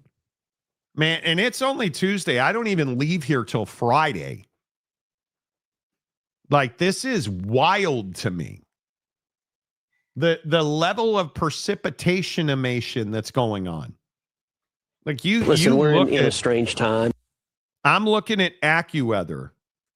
It is supposed to just downpour today. 98% chance with a flood warning from 10 a.m. to 4 p.m. and now 4 p.m. to 4 a.m. for a flood warning. A special weather statement. U.S. National Weather Service beginning at 4:10 p.m. Pacific, so in less than half an hour. Heavy rainfall that will lead to an increased threat of landslides in western Washington. Additional rainfall of 1 to 2 inches per 30 minutes is expected. The amount of rain will continue to put in extra pressure on soil instability. Numerous landslides have already occurred. Expect roads to be washed out, seaside cliffs to collapse. Do not drive through puddles. Dude, are people actually like driving through big puddles nowadays? It's not the best situation, and we all know that. Areas most susceptible to landslides and debris flows under these conditions are all coastal bluffs and hillsides. Road cuts and any area recently burned. A diminishing threat of landslides and debris flows will continue for several days after the rain ends. Seems like a great opportunity to slurp and splash. Please be advised, sunshine does not mean the end to landslides and debris flows. I knew today would be shitty. Good Lord with Bro, this. how negative is that outlook? Jesus. My God. Bro. I mean, that's crazy, dude. That is really, I'm wind advisory. Oh, but wait, there's more. Southwest winds 20 to 45 miles an hour, gusts to 60. Foothills and valleys of the North Cascade lowlands. All of King County, gusty winds will blow around unsecured objects, including tree limbs. Secure all down tree limbs. Do not approach down power lines. Okay. It's been nice knowing y'all. Any concern about travel delays? Yes. Yeah, you think I'm worried about getting out of SeaTac on time? I'm very worried about it. Yeah. But they know it's Monty, so... Duh. Yeah. We'll see. Right, Johnny? Monty Poseidon adventure? Yeah, dude, seriously. We'll see, dude. I don't know. I have multiple flights. I have one flight from Seattle to Salt Lake City, and then I'm going Salt Lake City to Paris direct. And no, I haven't gotten anything from Delta yet. So we'll see. I mean, I don't know, man. You're not at all nervous about that? Yeah, I am. Yeah, I worry about flight delays. Yeah. No, I was going to say, I mean, I don't think the weather outlook for us in Eugene is not as gnar the way it is. Well, for you're you in leaving Seattle. Friday, or you're leaving Thursday too. Yeah. Yeah. What is the weather daily?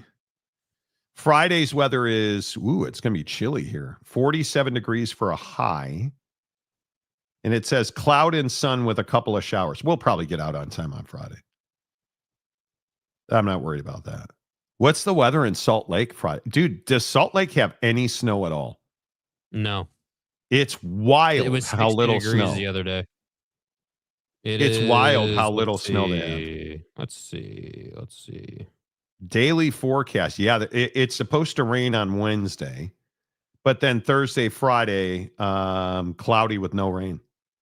Wow, you're not kidding. 59, 62, 62, 55, Yeah, 59. It's not cold there.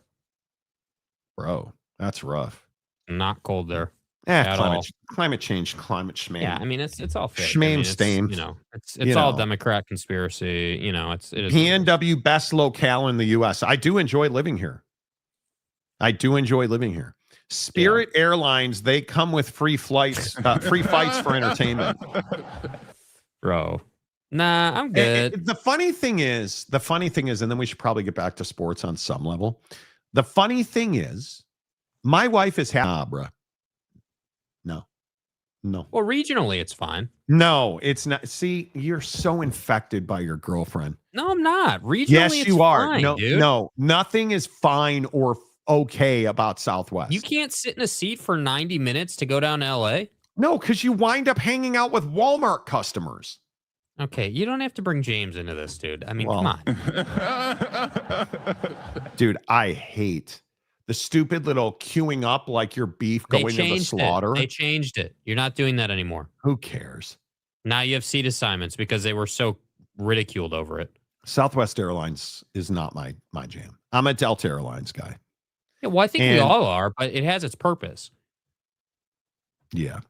I am. I'm worried about the weather, but Oh, look, there is TCU James, who we're not allowed to call the Seaman Demon anymore. Yeah, I was going to say, I don't know who TCU James is. That's the Seaman Demon. No, he asked us not to call him the Seaman Demon. So we cannot call him the Seaman Demon anymore. You got anything to say, quite frankly, fuck you. Yeah. I mean, that's your name. I mean, I prefer Spirit over Southwest. No, oh my God.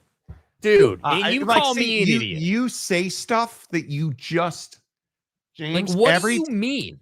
Every time you say something like you use the words in a row, I prefer Spirit Airlines, it becomes abundantly clear why Walmart managers, and we polled 100 Walmart managers, all of them want to dump you. When you say stuff like, I prefer Spirit Airlines over, it doesn't even matter who it's over. Yeah, we're not making any changes. I would fly the Enterprise Starship before I would fly Spirit Airlines. Okay, like there is what I just said. And I understand that you're a demon and you and Jesus are personal friends and totally get it. Right. You fly Spirit Airlines. You better be friends with Jesus, and you better hope Jesus is real. I'd have already done it. Yeah, and you better hope that Jesus is real.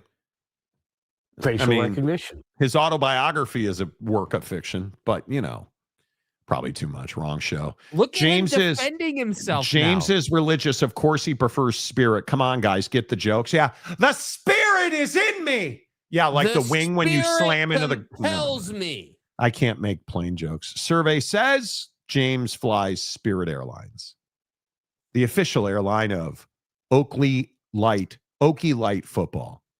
And that's how I look at it. The spirit of James compels you. Spirit is taking good care of me. Yeah, I bet they have. Wait, just to clarify. The Spirit, like the Holy Spirit, the Father, the Son, the Holy Spirit, like they've taken good care of you? Because God bless. I don't think you mean the Spirit as in the Spirit Airlines in the Iraq. The Iraq? No, the one time I missed my flight, you're the guy that misses a flight. I was upgraded to first class and put on the next flight. They felt bad. They felt bad for you because of again, James, you're just lucky that people think you have a cute face. Okay. I bet they handed you Now we asked. I bet they handed you a banana when you walked on the plane, didn't they? Anybody who flies Spirit, you get what you get. Spirit Airlines, proud sponsor of World Star. Exactly. I'm looking forward to flying Premium Select with Delta, though. That's going to be a great experience, I think. My wife, I want you guys to know, I'm a kept man. I'm oppressed. I personally believe I have no happiness or joy in my life. See me scooping poop off the ground with a travel flyer the other day. They don't take any shit. My wife would not let me upgrade to Delta One. And I'm like, why? And she's like, well, it's $8,000. I'm like, yeah. So yeah. They wanted $8,000. I don't even know. Is it they keep sending me pings on my phone saying upgrades are available. Get rectal. Right? They go the Demon James route. Yeah. And if you complain about me saying Demon James, bro. Demon. You know. I did select the meal thing though. What did you go with? I'm Ravioli going or with chicken? Chicken Catalan.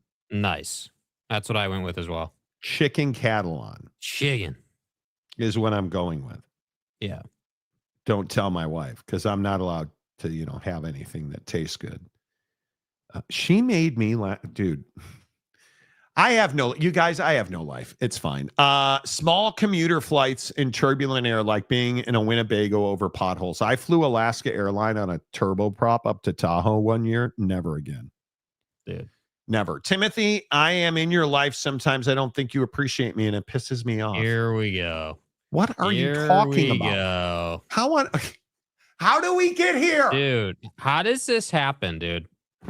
Do you guys understand? As a father, I have no joy. I've got TCU James telling me I can't call him the semen demon. Now I've got Big Daddy Magic telling me you don't appreciate me and it pisses me off. What have I done besides play your videos, talk about you on a regular basis, tell you how much Victor sucks and Cooper Flag's the future, and you're just like, bro, you don't even appreciate me.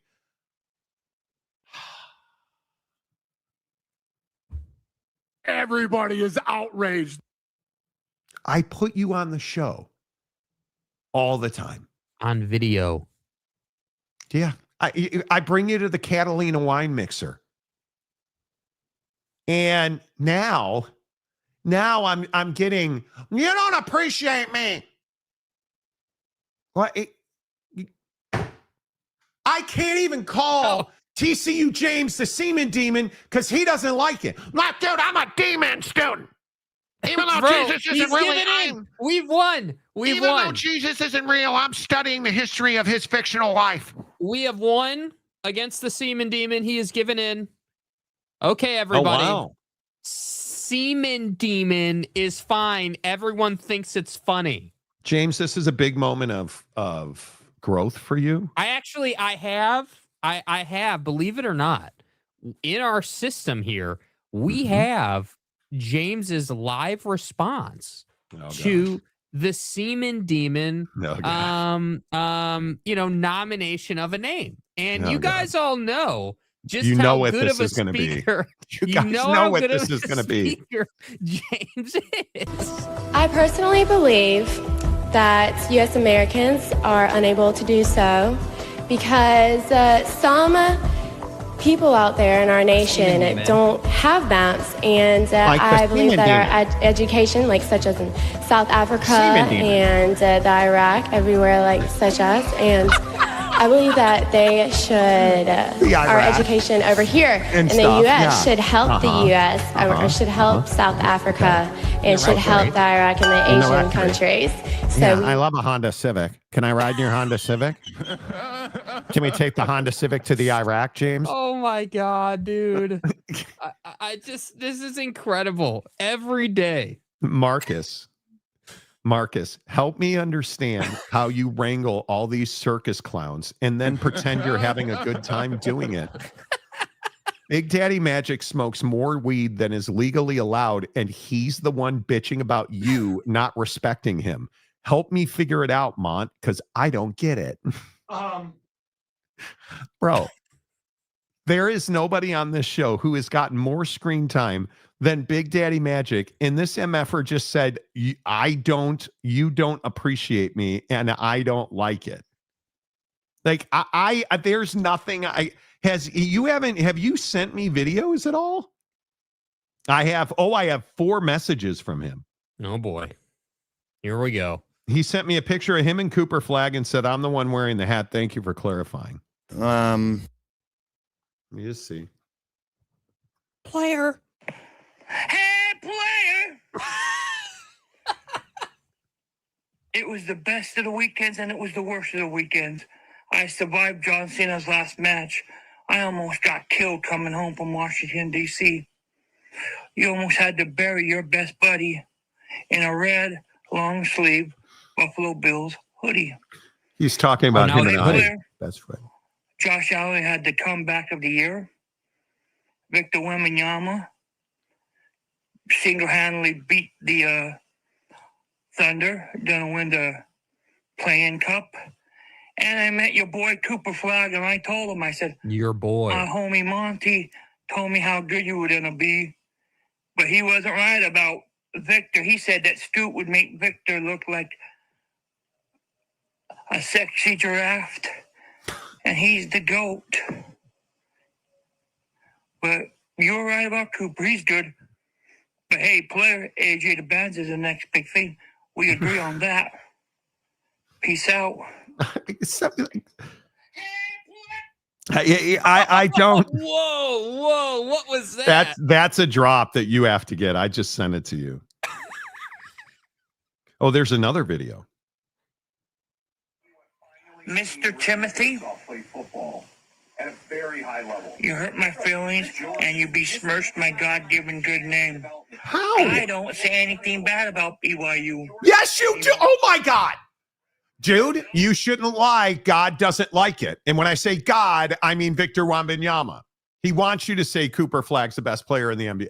Bro, you came on here and mocked Mormons like mercilessly for how long, John Cena? I don't say anything. Endless amount of time. Like endless amount of times you were all up in that. I do the same thing I've been doing for 15 years. And I made $10,000 extra dollars, maybe $15,000, because BYU fans buy my stuff. I only talk trash during the Holy War week. I don't do that anymore. He's listening to the show in the background. I listen to you. This is what we do. Then you throw me under the bus and say, Man, this is great. I don't talk bad about BYU anymore. Oh my God. Anymore now. He said anymore. No.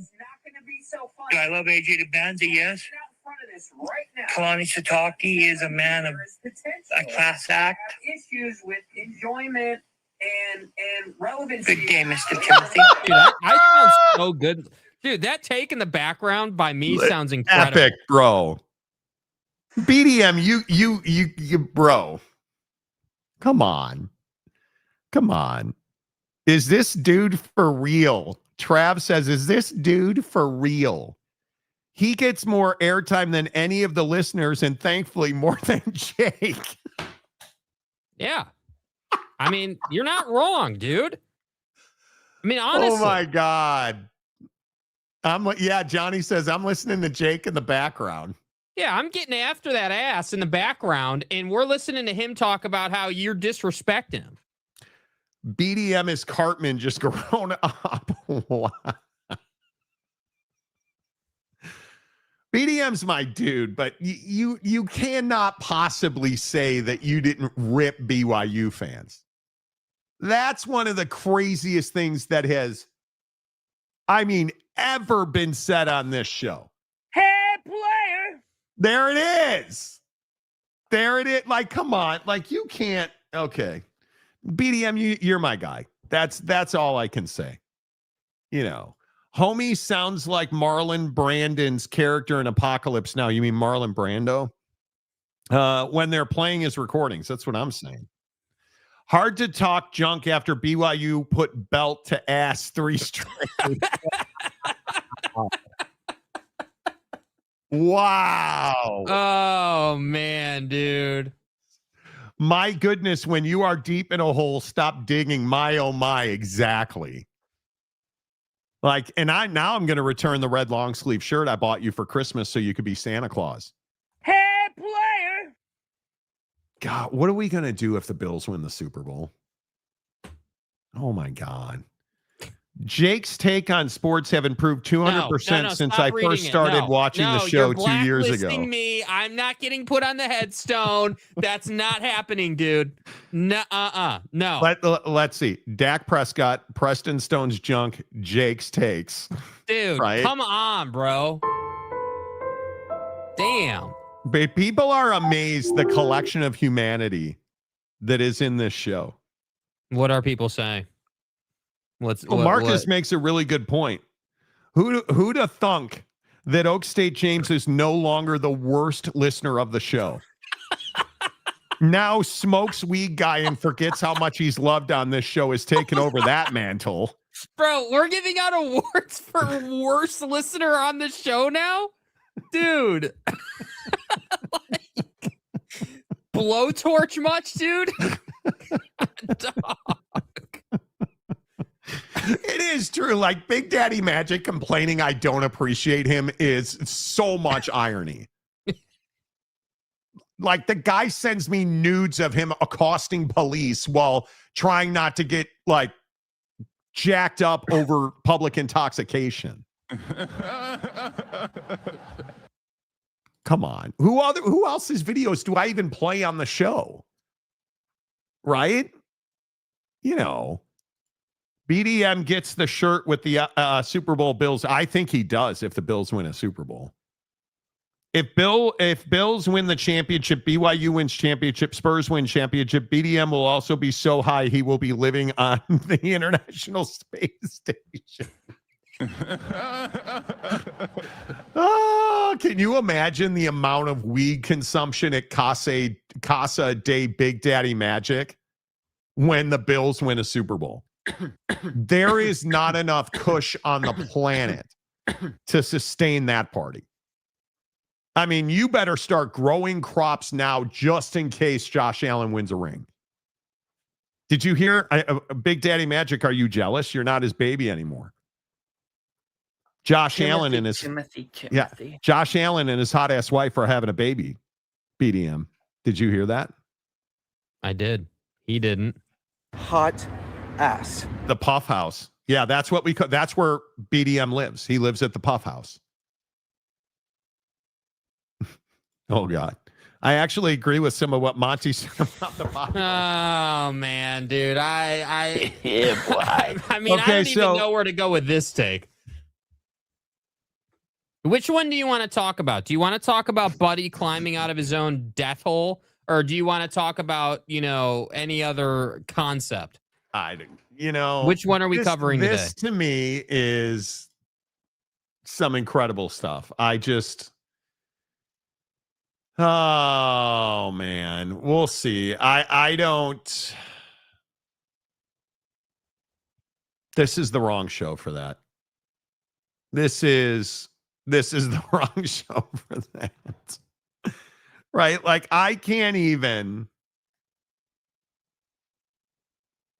Because what does this mean? Oak State James is now saying that he believes I am correct. Because I said that the Bible is a work of fiction. If Oak State James agrees with that, it means he is risen and he's coming for that ass. Because that means that the Bible is actually a true autobiography. Which, that'd be bad because then hell's real. Don't you know who I am? You know, that would not be good. That would not be good. I'm a postmodern Christian. Okay. I've already done my own deconstructing. It's cool. Just so you can go to Pound Town. Okay. Can you tell me what Nothing's wrong. deconstructing means? BDM is a man of the people. Kurt Myers, hello. Witt reported to have accepted the Michigan job. Not true. What? Maybe you should stop smoking weed. That would be, if that happened, that would be amazing. If the Bills make it to the Super Bowl, the 2 words banned in Buffalo will be wide right. Exactly. I need to understand, James, can you tell me what a postmodern Christian is? I just would love to hear your explanation on that, dude. Yeah. So, dude. Paxton. Exactly. Greg Hawkins, what's a postmodern Yeah, right? Like, what does that mean, dude? Does that mean what does that mean? You're not a Christian? I mean, you are a demon. Yeah. You know. Yeah, we've established that today. We have tainted James. We have. Well. Hell is real in California. We call it Death Valley, dude. Well. You're not even joking.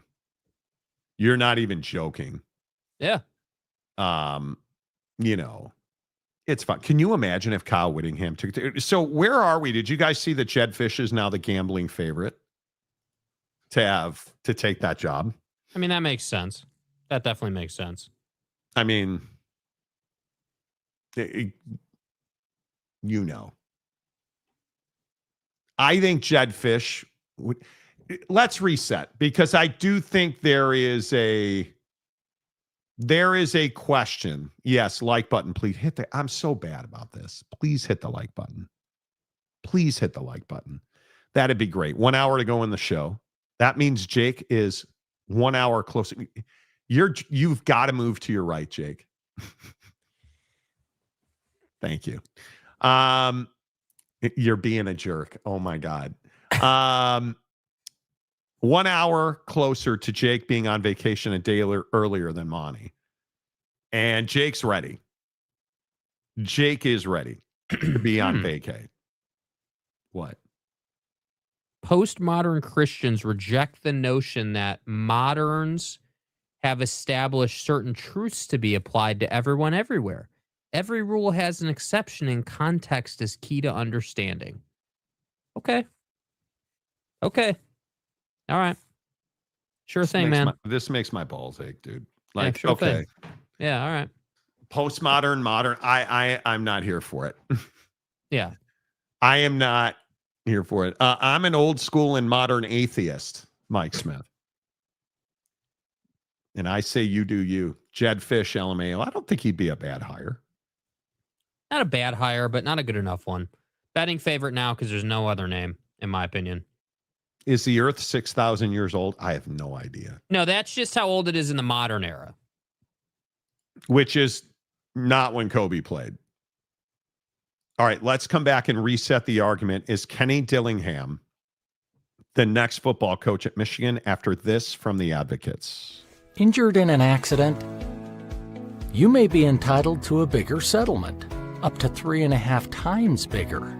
Your initial consultation is 100% free, and we don't get paid unless we win your case.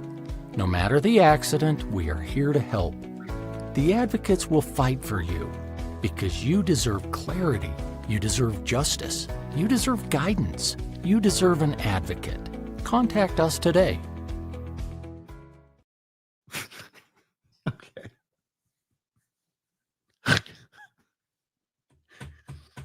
So 3 of you guys have sent me videos, and Greg Hawkins wins.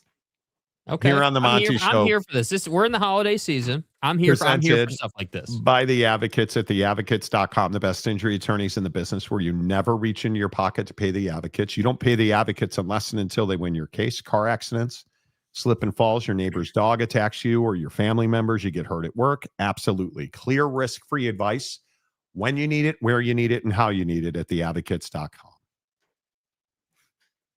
First of all, I think Greg Hawkins and I have met twice. I love the guy. I think he is one of the coolest dudes I've ever met. He's got a beautiful wife, a beautiful baby, and he's funny. I feel like you don't talk to me anymore. There's nothing you can do about it. And I do everything, I try so hard. I feel like you don't talk to me anymore. There's nothing you can do about it. And I do everything, I try so hard. Okay, what are the other ones? What are the I other can't ones? the other one is from somebody I don't know, Nick Remoletto. But he drops a heinous curse word in the middle of it, so I'm not playing that one. Oh, okay. Yeah, so you got to follow the rules if you want to get on the show. Can't curse. Yeah, that's the one that I will play because it's good, and I'm not gonna get torched over it. Let's put it that way. But that's hilarious, man. That's good work, dude. Greg Hawkins is amazing. Like and what did I tell you? How good looking is that guy? You know, yes, Greg Hawkins is a mess from the Monty neglect. I warned you guys. Greg Hawkins is salt of the earth. That dude, because Jake hates going to Cubs games with me. Greg will fill in. Right, Jake? Yeah, sure thing, man. Yeah, dude. He's doing the thing, You're filling in for somebody. Boom. Out of here. Chewy Gonzalez, evening jabronis. What crazy things have I missed from James, dude? We're free and clear to call him Seaman Demon now, even though I changed his name to the Demon. Yeah, he's embraced it. Yeah, he's the Demon now. Oh, look, he said he'd be willing to go to a Cubs game with you. He's a Cubs fan now. Look at that. James, right here, right at the bottom. Where? I would love to go to a Cubs game. I'm sure you would. I am sure you would. Get a job. No, I'm not doing that. Greg Hawkins, I will fill in. I know you will. Yeah. You're filling in for somebody. Oh, no. Greg came to our Real Salt Lake meetup. Yep. Did that one. We used to do some great events on this show. We really did. At least James embraces his nickname. James is learning to have fun. He's learning to have fun. I'm not a Cubs fan, but going to Wrigley Field's on my bucket list. I mean, I'll give you tickets for $1,000. Jake's like, no, man, this is a for-profit business. Yeah, we're not doing that, bro. Cubs James loves Wrigley. Yes, he does. Cubs yes. James. TCU Cubs fan James. All right, so have you dropped? I'm assuming he dropped his. They didn't have a losing season. Don't say that. Yeah, I know they're close to getting Scoogle. I don't want to hear it. I don't want to talk about it. The Cubs have done absolutely nothing. The Cubs have done absolutely nothing. I fill in if it's at Fenway. Dude, Mrs. Monty and I went to see Foo Fighters at Fenway. Was that this past summer? No, last summer. Yeah, last summer, I believe. Dude, where is my life gone? No, it was this past 4th of July. No, because this past 4th of July, we were in Chicago. Oh, hell. I don't even know. Cubs are cheap. Yeah, they probably are. The stadium guy, James, idolatrous Christianity is garbage. I'm not impressed by y'all ability to spiritualize everything. Damn. Oh, listen, let me tell you something. I am, don't get me started on thoughts and prayers. Let's talk about Arizona State. Is Kenny Dillingham, because I'm serious. I'm not in the thoughts and prayers. Thoughts and prayers to Michigan, bro. No. You know what thoughts and prayers are? Michigan men need to stop talking about Michigan. Facts. Did you guys hear about Jim Harbaugh today? Did you hear about what that cheating scumbag said? Like, Jim, you're a scumbag. You said you were still processing the Sharon Moore situation. What are you processing? What is going through your head or trying to understand? Yeah, it's really still don't have my head wrapped around it, Dan. It's a tragedy, and just praying for all concerned. I love my alma mater, love Michigan, but I love the Chargers too. And I'd be doing a disservice if I wasn't putting all my focus on this game. This is the most important game for us. When's the last time you talked to Sharon Moore? Haven't early December, but I have texted him. Nothing since he was arrested. Just text. Oh, you have? Yeah. How are his spirits? How do you think his spirits are, Dan? It's a tragedy. It's the worst days of his life. and keep it together and take care of your family. That's that's the message, and getting spiritual guidance, is really critical. Are you helping Michigan at all find their head coach? No, I'm not. All focus is on the Dallas Cowboys. I love how. Pardon me. I love how Sharon Moore commits felonies or a felony and misdemeanors, commits crimes, threatens to unalive himself. And he's very spiritual. Yeah, we need to pray. Or maybe don't be a complete scumbag.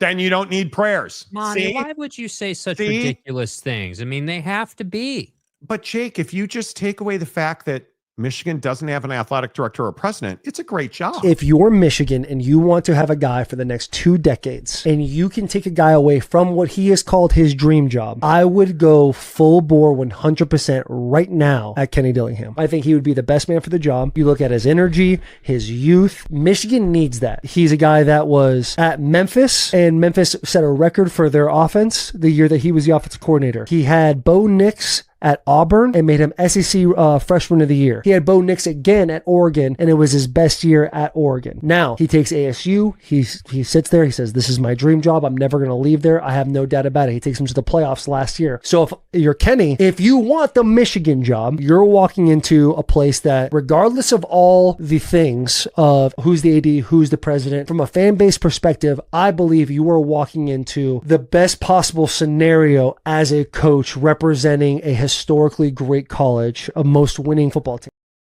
So wait, all the things, do you mean where the former coach went butter knives on his ex-lover who he got allegedly pregnant and then paid for an offing of that child and allegedly ordered a Plan B pill to the football office? Well, I mean, we can just forget that because thoughts and prayers. Or is it the athletic director? Oh, I know. You mean Connor Stallions. To be honest with you, I think they have kind of stopped this year because they've huddled. It's kind of the same approach Michigan took. They were doing it on offense. Now, I mean, I'm sure they were doing it on both sides of the ball. I didn't really care about their defense and our offense. Yeah. But once they started huddling, it kind of, there's no use for it.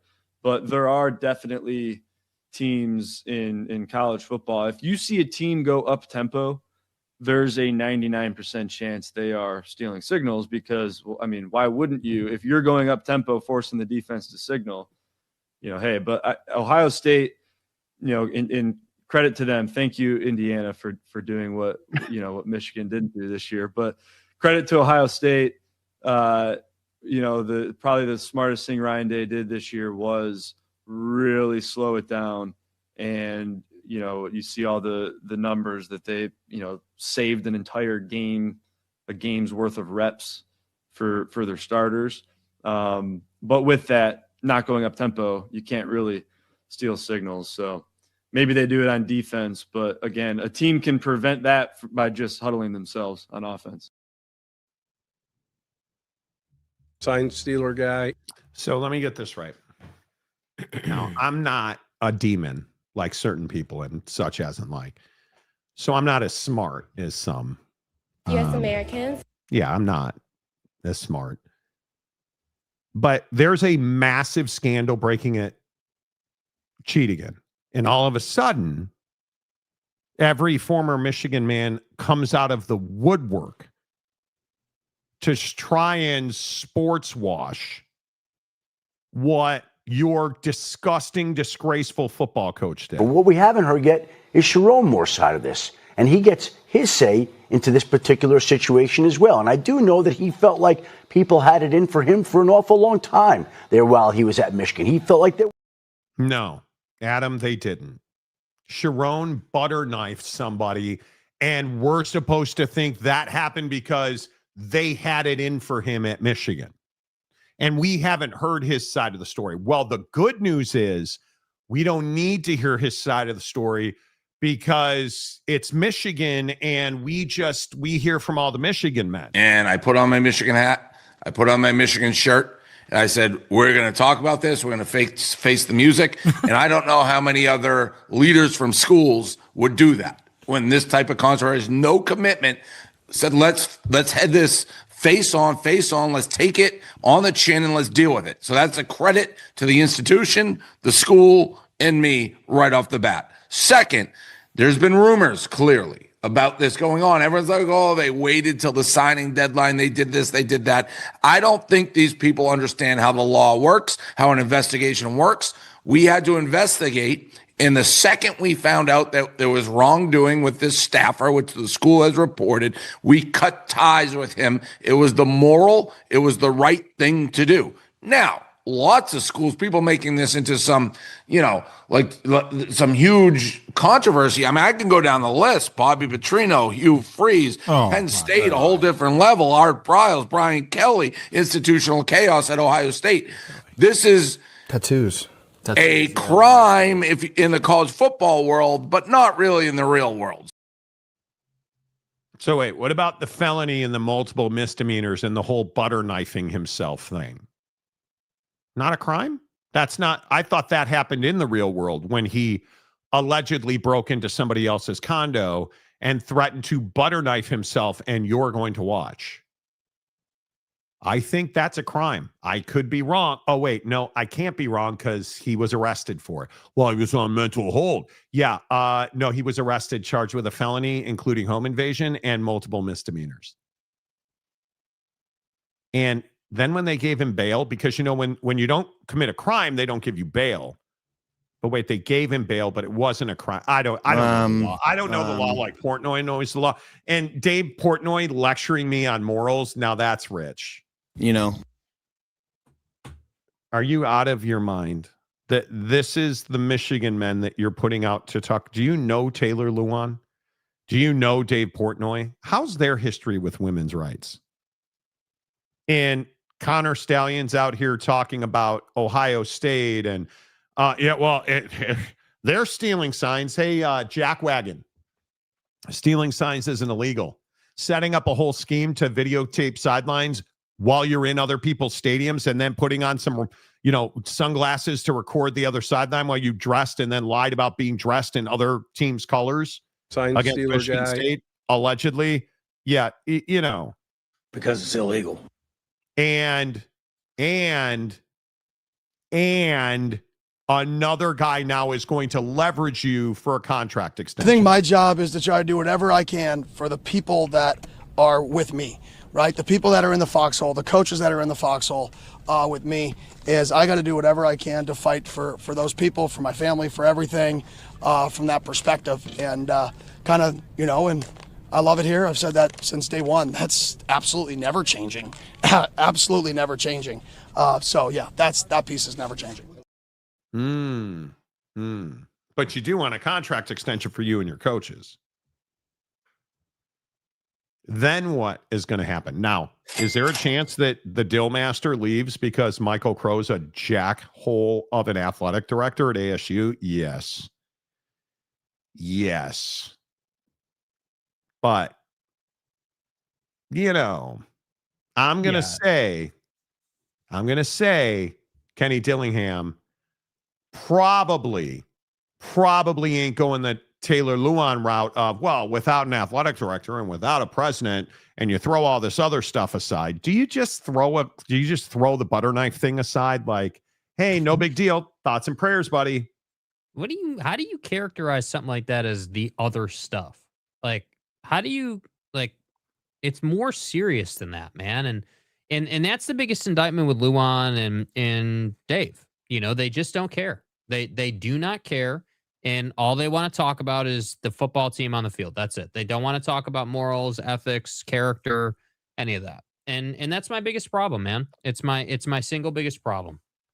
What did I say about the king of Thailand now?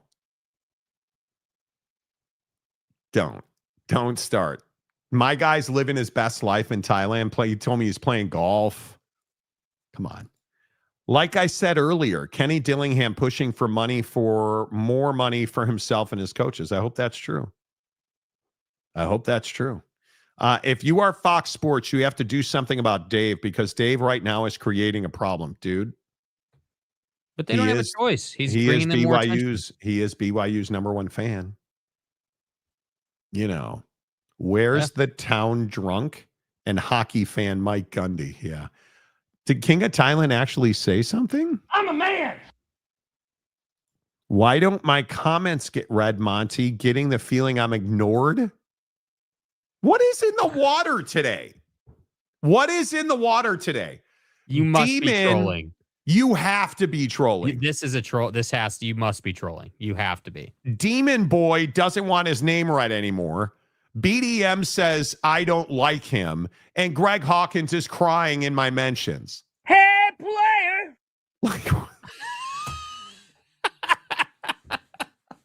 And I'm the one who needs a vacation. Okay, we have confirmation that he is in fact trolling. He is in fact trolling. Yeah. Okay. You don't care about us, Monty. No, I don't. I can't wait to be in Paris without you. And I want that The Demon Boy. That was funny, RJC. He's a parody of BDM. There you go. Yeah, you really need to change your name, James. You just change it to the Seaman Demon. Just do it. Just go full, embrace the character, bro. That's who you are. Ross Delanger. Oh, boy. The Monty Show no longer likes me. I feel disrespected. No, I'm kidding. Texas Tech will announce soon a 3-year contract extension for Mac Leftwich, the offensive coordinator, Sheil Woods, Kenny Perry, and James Blanchard, the general manager. So wait, again, are you saying that Texas Tech is doing it right and Oak State's still an outhouse of dung? I think you are. I think that's exactly what they should be doing. You got to pay your coaches really well. You have to pay your coaches really well. Yep. Natural. Cheat, lie, and play the victim, Jack Harrington. Well, you're not wrong. Cheating, lying, and then playing the victim. Do you guys think, let's get into Kenny Dillingham in Michigan. Let's run it back. Do you guys think Kenny Dillingham's going to Michigan? Jake, what do you think? No, I don't. I think Kenny's doing exactly what you said he was doing. I think that he's trying to get his people paid. I think that, he's not as concerned with, his pay as much as he is making sure that his support staff stays locked in. And he's smart for that. He's really smart for that. And I think that, he worked with Lanning. He's worked with several great head coaches and great people. And so he understands the process of keeping a great staff together. And this is part of it. And I think that Kenny's not, just ignorant to his place in college football. He knows his value. He knows what he can command on the open market. He knows, that he's incredibly wanted and frankly needed by a lot of programs. So yeah, I mean, he's going to get ASU to pay him and his people. And if not, he's going to leave. And I don't think he'll leave. I would assume they would pay him, but make no mistake about it. If they were to say, no, this is our number and it's not what Kenny wants it to be, or if they're not willing to take care of his people and give him NIL money, he'll leave. But to be clear, I do think they'll pay him and they'll meet his requests. I think Michael Crow is the only guy capable of screwing this up. And I think if there was any other president in charge, Kenny Dillingham and his staff are already paid. Agreed. You got to bump that dude and his staff to $20 million. Yeah, why are you even playing games? Like, just put it to bed. I just think that it is really difficult. And again, I think when Taylor Lewan, and I think this bite is, if Michael Crow heard this bite and does not take it seriously, this is why Kenny Dillingham will leave. If you're Michigan and you want to have a guy for the next 2 decades and you can take a guy away from what he has called his dream job, I would go full bore 100% right now at Kenny Dillingham. I think he would be the best man for the job. You look at his energy, his youth. Michigan needs that. He's a guy that was at Memphis, and Memphis set a record for their offense the year that he was the offensive coordinator. He had Bo Nix at Auburn and made him SEC Freshman of the Year. He had Bo Nix again at Oregon, and it was his best year at Oregon. Now he takes ASU. He sits there. He says, "This is my dream job. I'm never going to leave there. I have no doubt about it." He takes him to the playoffs last year. So if you're Kenny, if you want the Michigan job, you're walking into a place that, regardless of all the things of who's the AD, who's the president, from a fan base perspective, I believe you are walking into the best possible scenario as a coach representing a historically great college, a most winning football team.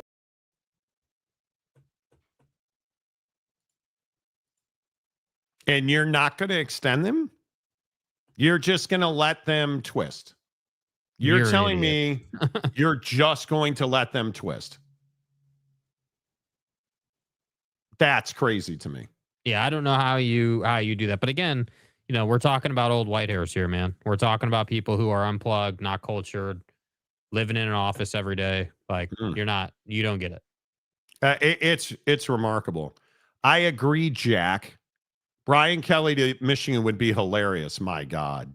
Taylor Luan and Dave Clowney are a couple of bozos, dude. And Bussin' with the Boys is a good podcast. It's good football content, but Taylor Luan's a POS, dude. He is not a good dude. Jay McClanahan back in the comments section. Hello. If I were Kenny, I would cash a big check probably somewhere else, but he will stay.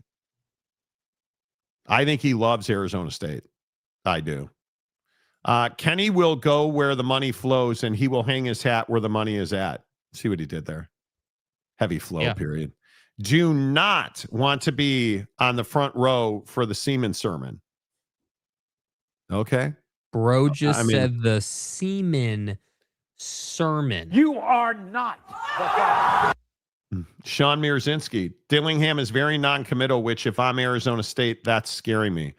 Oh, dude. Yeah, I think he said anything but, I love ASU and I'm staying. I think my job is to try to do whatever I can for the people that are with me, right? The people that are in the foxhole, the coaches that are in the foxhole with me, is I got to do whatever I can to fight for those people, for my family, for everything from that perspective. And and I love it here. I've said that since day one. That's absolutely never changing. Absolutely never changing. That piece is never changing. I mean, who was more non-committal, bro? You or Kalen DeBoer? I mean, DeBoer flat out just runs from the question. Just talks about something completely. You think that's what he did? Unrelated. Yeah, I mean, you're just talking about something that to me is just not really related to the question you were asked about whether you were going to be the head coach at Alabama next year. Like, yeah, here's the bite from DeBoer. Yeah, just for clarity's sake, so things aren't left up to interpretation. Are you going to be the coach of Alabama next year? Man, come on, Nick. All right, I put a statement out yesterday because first of all, our guys handle distractions phenomenally. It's been that way all season long. They continue to do that. And so, but I also, knew that yesterday and today was pretty important. I wasn't going to see until today to address it. So that's why I put that out there. A lot of the same things I said before, a couple of weeks ago when asked really the same question. Just, feel completely supported. My family loves living here. Just all the things that we continue to build on. Love the progress. Haven't talked with anyone. No plans of talking with anyone. So I think that's a lot of what I said a couple weeks ago and continues to be the same thing. Feel strong about it. And our guys, if there's been any distraction, I haven't seen it, haven't felt it. And so I'm really proud of the way they've handled whatever noise is out there. And again, we've probably all season long have dealt with enough noise to where it doesn't surprise me on how they handle this. I think that's pretty unequivocal. Dude, but he's not saying no. Like, this is my point. Not that I expect him to, but just with the conversation we're having. The strategy is the same. Give credit to everyone else. Hey, he said, I am not interested in any other jobs. My family likes it here. I like it here. You don't think that's what he said? No, I don't think he said specifically, I'm not interested in other jobs. He said, okay, let's play it again. Yeah, just for clarity's sake, so things aren't left up to interpretation. Are you going to be the coach of Alabama next year? Man, come on, Nick. All right, I put a statement out yesterday because first of all, our guys handle distractions phenomenally. It's been that way all season long. They continue to do that. And so, but I also, knew that yesterday and today was pretty important. I wasn't going to see until today to address it. So that's why I put that out there. A lot of the same things I said before, a couple of weeks ago when asked really the same question. Just, feel completely supported. My family loves living here. Just all the things that we continue to build on. Love the progress. Haven't talked with anyone. No plans of talking with anyone. So just I think that's a lot of what I said a couple of weeks ago and continues to be. He Haven't didn't say talked he to wasn't anybody. interested. Haven't talked to anybody. Don't plan on talking to anybody. My family loves it here. I feel completely supported. Did he answer the question? Yes. Okay. Did he say, no, I am not going? Yes, I am going to be the Question coach. was- He yeah. said, are you going to be the coach at Alabama? Did he answer that question? Not specifically. But are we really reading into that Kalen DeBoer is leaving for Michigan? I think we're reading into none of these guys will just say, yes, I'm coaching Alabama next year. But what's the win for them doing that? What's the win in them not? And if you're DeBoer, we've been saying DeBoer's not going anywhere for ages. I think it's pretty clear he's not going anywhere. So if that's the case, why not just say, yeah, I'm coaching Alabama next year? I think it's a lot murkier with Kenny. I think Kenny is right in the middle of it. I think DeBoer is well past it. You know what I mean? Yeah, I that's the think thing. it's ridiculous for people to think Alabama's going to fire Kalen DeBoer. That's not happening. That's not happening. If he wins or loses, he's not getting fired. No. Greg Byrne is tweeting that. So, yeah, I don't think he's going anywhere either. But I just think in Kalen, it's case by case. In Kalen DeBoer's case, it's ridiculous to me that he wouldn't just say, it's an easy question. He didn't get asked, hey, are you talking to other schools? That's not what the question was. The question was, are you coaching Alabama next year? Why not just say, yeah, I am. Yep, we're here. I've said it multiple times. And then go on about all the other stuff he said. maybe you and Greg are kindred spirits. Maybe you should go to the Cubs games together. Because he says he dodged it. I mean, maybe he did. He's not going to Michigan. There's nothing in that says he's going to Michigan. Well, maybe, and I guess there's nothing in that says he's not. Yeah, that's the point. The point is that none of these coaches want to just answer the question. Just why is there an unwillingness to just close it off for one? Like, why are you unwilling to say, hey, I'm coaching Alabama this next year? That I'm here, I'm focused on this. Others have said that. Like, why not? Yeah. You know, I understand it with Kenny. Like I said, this is case by case, not painting with a broad brush here. With Kenny, I wouldn't be saying that. I would be doing exactly what Kenny's doing. But I also think Alabama tried to throw $14 million at him, and he didn't even consider it. Now, I think Kalen DeBoer didn't want anything to do with pedophilia, which is probably why he didn't go to Epstein Island, right? Like, he was never taking that job. Right, yeah. Is Michigan better than Penn State? It's a better job just because you don't have the Paterno, sports washing issue where every Penn State fan seemingly forgets what happened. Yeah, I mean, cheating on your wife is different than doing what you did to those kids. Very, but it is. You can't tell me that you can't butter knife it and then think that's nothing. Yeah, but I will say the Sharon thing on its own.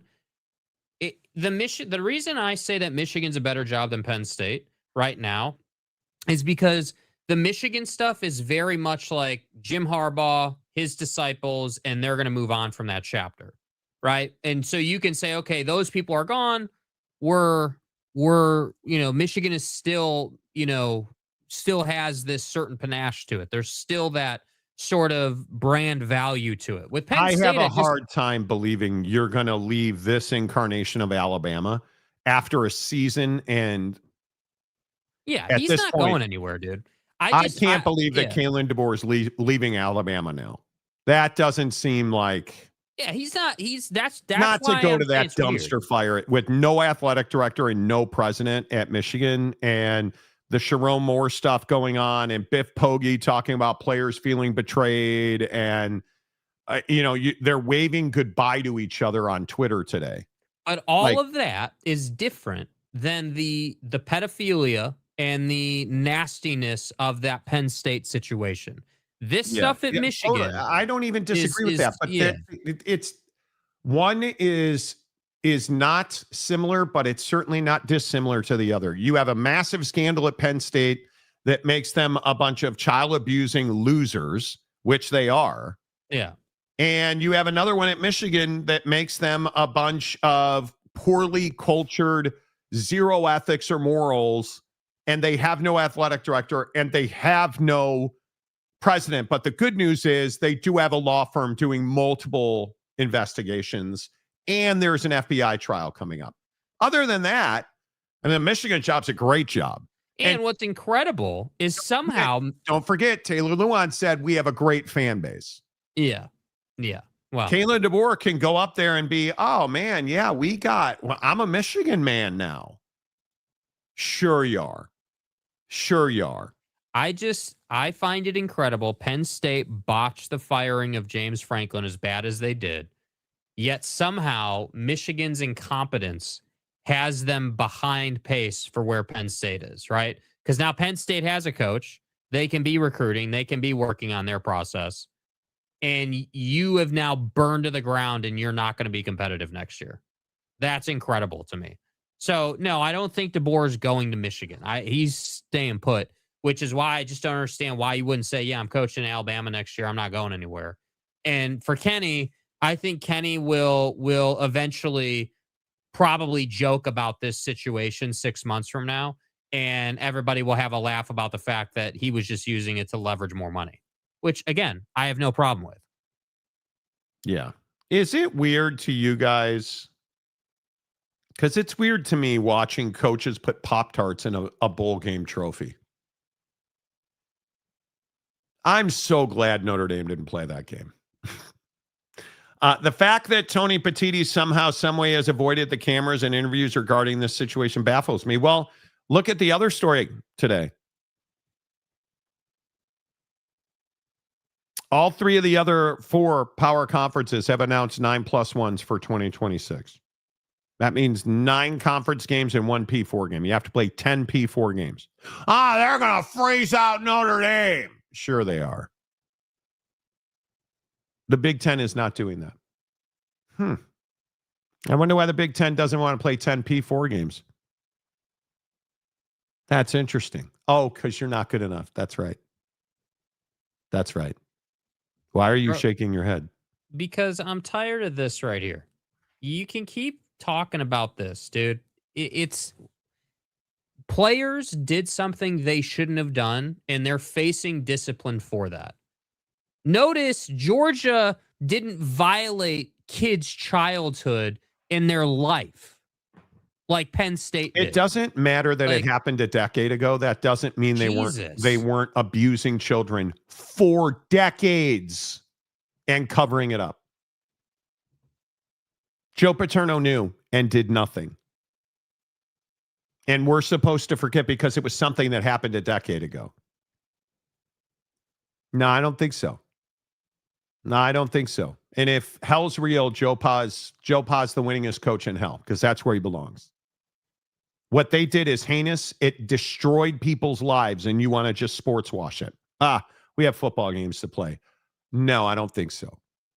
They're a bunch of scumbag, degenerate losers at Penn State. They're quite literally a university of horrendous human beings. And you're more worried about Georgia Bulldog driving infractions and one incident that you think is somehow worthy of conversation around Penn State facilitating sexual assault of young boys on their campus in their football program. I mean, yeah, I'm just not that smart. I guess I just don't get it. I don't get it. Well, I mean, the cover up and then the lawsuits and the statue removal and replacement and Joe Paterno's a legend. Yeah, I mean, what pedophile doesn't revere Joe Paterno? You know. Right? No, that doesn't give us a right to do anything. You know what it does? It's our show. And if you don't like it and you want to defend pedophilia, probably shouldn't watch the show anymore.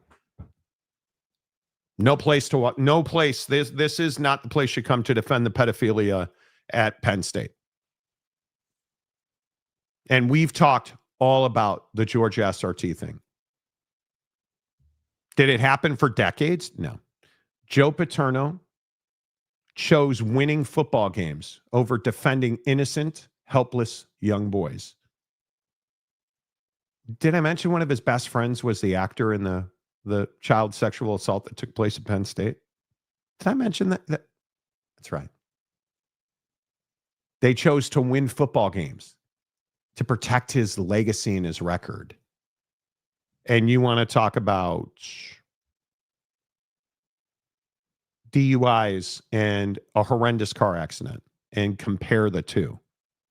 Yeah, on scale, those are the same things. How did I not get that? No, not the same thing. Penn State shouldn't have a football program. You guys are a disgrace. You're embarrassing. You're disgusting. You shouldn't even exist anymore. The university should have been shut down. But we're supposed to talk about Matt Campbell. No, I think I'll focus on the fact that you guys facilitated child sexual assault for decades. Yeah, I think I'll focus on that. Winning makes hurting kids seem not so bad. Disgusting. Yeah. Yeah.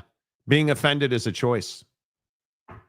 It's wild to me that you want to talk about DUIs and speeding, and that is on par with child sexual assault. And accusing us of avoiding talking about Georgia. Even though we've talked about it extensively. Yeah. I mean, that's insane, dude. Okay, I am going to make a bold prediction right now. Michigan will make intern Biff Poggi the head coach. Yeah. Right on brand, dude. That's not happening. No. No point giving the trolls and naysayers their attention, Monty. Yeah, you're probably right. It is. I'll never understand Penn State fan. How do you? I just don't know how you guys continue to support that school. How do you continue to support that? How do you feel good about that?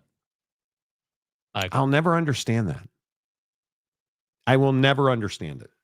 That'd be like saying Kash Patel being on vacation with his girlfriend right now when there's a major shooting at Brown University. Did you guys see this story today on our non-sports stories of the day? This is wild to me. Kash Patel went on his podcast with his girlfriend and said some stuff that is crazy. Like this, I guess this show is called the Katie Miller Podcast. And I am amazed by this.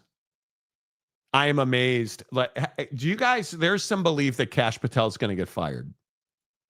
A month from now, is Kash Patel still the director of the FBI, Jake? You know, part of me wants to say no, that he will get fired. But then there's a bigger part of me that's like, honestly, he probably won't get fired because he's willing to do Trump's bidding. He's willing to play the game. He's willing to lie in front of committees in Congress and you know, do all those things that you know are not ethical and are immoral. And I think that's the problem. I think that Kash Patel wants to tell you he's first team America and first team justice, and you know, we're gonna get rid of all these people and do all these things. But the reality is he's a Pam Bondi servant doing Trump's bidding. And I think that's what's really hard for me to accept when you ask, is he going to be fired? Because I don't think he'll be fired. I think that No, I think he's just chilling. And maybe I'm wrong about that. Maybe they will fire him. Maybe someone else replace him. I don't know. But you know, I think that I don't even think that I don't even think that Kash Patel's employment status is a major story right now in Washington. I think the distraction. I think you're so wrong. I the think distraction of the Epstein files being released and this war in Venezuela is the number one story, in my opinion. the war for the in administration. Venezuela. I Yeah. think Kash Patel, again for the second major shooting in a row, announcing they had the suspect in custody, only to release that suspect and clear him. That happened in the Charlie Kirk murder. And now with this Brown University shooting where 2 people are dead. And Kash Patel said, oh, we got him. And instead of understanding, hey, we have a major incident here where we don't know who the guy is. Like, they have no idea who did it. They have a video they're releasing. They so don't know who this guy is that they're asking people to study his body movements and mannerisms to try and figure it out. And Kash Patel went on a podcast with his girlfriend to talk about how to make long distance relationships work, which immediately was seized on by just about everybody as, well, you use the FBI's private jet. That's how you make it work. Because he's flown all over the place with his girlfriend on the FBI's dime. And so that's why I'm saying everyone, I think that the lesson you have to learn with this administration is it's not about all the wrong he's done, because he has done a lot of wrong. For the administration, it's not. For me, it is, but for the administration, it's not. The administration, in my opinion, Donald Trump and his cabinet and his people and his circle, the folks included in the Vanity Fair article, those people are only concerned about protecting those people. And if Kash wants to stay on the right side of that, then he'll continue to do things like this. He'll continue to, push narratives that aren't true. Like, you had the guy in custody and when you didn't. Like he's not making a mistake. He's doing what they want him to do. That's my point. Oh, that could be. If he's just following orders. Yeah. But according to the governor of Rhode Island, we want to see the individual who pulled the trigger on these young kids identified, apprehended, and brought to justice, but that has not happened at this hour.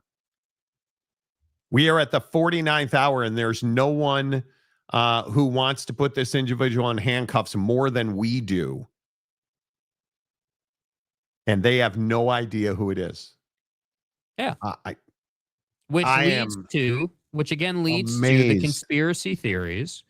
Again, all this hysteria that I maintain is still happening behind the scenes. You go on social media, you'll see it. There is still a ton of conspiracy tinfoil hatting on the Charlie Kirk murder and what happened with that. And is the actual guy actually in custody? Was it a hit job? And this behavior, I'm telling you, this behavior of we had someone in custody and now we don't, and that we're just going to let time go by and then everyone forgets about it, is not helping things. It is only making things worse. And that's what's tough. Well, and I think the Hegseth thing is interesting because now he's not releasing that video of the second strike, and they just continue to lie. They just continue to cover it up. And I'm amazed by it. This Brown shooting, this thing, people are really upset.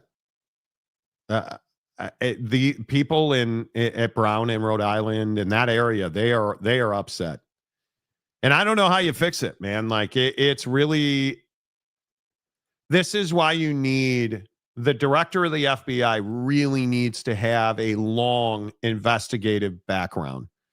And it's, we keep going back to the Charlie Kirk thing, and you look at people like Candace Owens. I just can't even imagine where where does Candace Owens get any of the drugs she takes, because that's all I can think she does to say the things she says. Yeah. Right. Like, I am amazed. And I will just never understand it. I want to understand it. I want to understand, like, dude, if you don't like Charlie Kirk's widow, okay. But saying that she was involved in it, or what are we even doing? What are we even doing? You know, like, at what point do we get back together? I continue to ask this question every time we talk about one of these Looney Tune dudes. Celebrating Rob Reiner's murder, I never thought I would see a president do that. I never thought that I would see a president do that. Look, and I have no problem saying, man, like I like, even if so, Trump's time will come to pass. Time heals all. He will be out of office eventually, and my only hope is that the next person who is president of the United States, whether you that's mean JD Vance or you know, now all this smoke about Erica Kamala Kirk. running again, Erica Kirk. like, you know, Gavin Newsom. I don't even know, dude. Whoever it is, I'm not. There's saying a lot any of these people who are think better. Erica Kirk is going to run for president.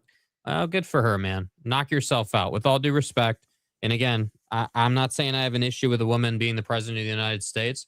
Hasn't happened yet, and a lot of people thought it would, but it hasn't. So all I'm saying is, if you're Democrat or Republican, you know, my hope is that the next president of the United States is not as divisive as this one is, because that's our core issue. Is that no matter what you think politically, right? No matter what side you're on, we can't be this divisive with each other. It's just not. It just doesn't work. No, and I really think you have to get out and vote. Vote in your local elections. Vote for your mayors, your council people, your state representatives and senators, your governors. I just can't tell you how important that is. Vote in the midterms, man. You have to. You have to, because you just can't. We cannot continue to do this thing. Folks, we can't afford to live. Right? Like, I mean, you look at the prices of things. You look at how little money is being spent on Christmas right now. You know, like this is tough, man. Yeah, this isn't a joke. This isn't a game. This isn't something to play with, bro. Like, JD Vance running from the jobs report that he got asked about today, like, should tell you everything you need to know. You should be terrified of the fact that the Fed chair is going to be a Trump guy here in Q1. That should terrify you, because if they do cut interest rates as much as he wants to, Donald Trump said yesterday he believes the rate should be 1%. We're never getting out of this hole. If the rate is at 1%, inflation will ravage us. And mortgage rates will not come down. I think there's a belief that if the rate is at 1%, mortgage rates will come down. They won't come down. My biggest fear is we've normalized this kind of expenses. We've normalized this price for houses, clothing, food. We've normalized it now because nobody's done anything. Nobody has done anything. And I really hope that that's not the case, but I feel like we've normalized. You look at the price of beef. Like, I feel like we've normalized the price of beef. I feel like we've normalized $3,000, $4,000, $5,000 a month for rent. I feel like we've normalized that. I feel like we've normalized guns. I feel like we've normalized violence. Right? Like, I never thought that I would see the day that our president was celebrating the heinous murder of, and using a term like Trump derangement syndrome to not justify as strong, but to normalize it as though that's why it happened. Like, that's the thing that I just can't wrap my head around. Right? And we just don't like each other. And I know I say this all the time. As a country, we don't like each other. And I don't know how to explain that. One of the crazy things about now living here in Seattle, like, we actually have neighbors that we talk to. And I had, like the people who live next door to my house in Salt Lake, really cool folks. Like, but you never talk to them. We don't see our neighbors. We don't have block parties. We don't spend time together. And you look at this thing at Bondi Beach, You look at these killings at Brown University. You look at you can't tell me you're not nervous to go out in big groups. I've thought about it. Honestly, I've thought about, dude, I'm going to go to the Eiffel Tower. I don't know where I'll be on New Year's. We haven't really decided exactly where we're going, but we're going to be amongst a massive crowd of people on New Year's. I can almost guarantee you that. In Paris, you think I'm not worried about that? I'm worried about that. I've thought about that. Right? And you look at Europe. Europe is not stable right now. I love Europe. I love visiting Europe. I love going to Europe. One of the things I really worry about is that Europe is not stable. You have Vladimir Putin talking about invading Paris today. It's just so bizarre to me that we just don't like each other enough to go and fight for each other. We'd rather fight our neighbor than fight for our neighbor. Right? You look at the road rage stuff. My wife was joking with me about how you're not allowed to honk your horn in France. You're just not allowed to honk your horn. It's crazy. Yeah. I don't even think it's a party lines thing, Gabe. Everyone is pointing the finger at each other rather than making America better. Nobody's helping us. And I'll just continue to say this. We're on our own. We are on our own. Nobody is helping us. Nobody. The Democrats, the Republicans, the conservatives, the liberals, the independents, nobody is helping us.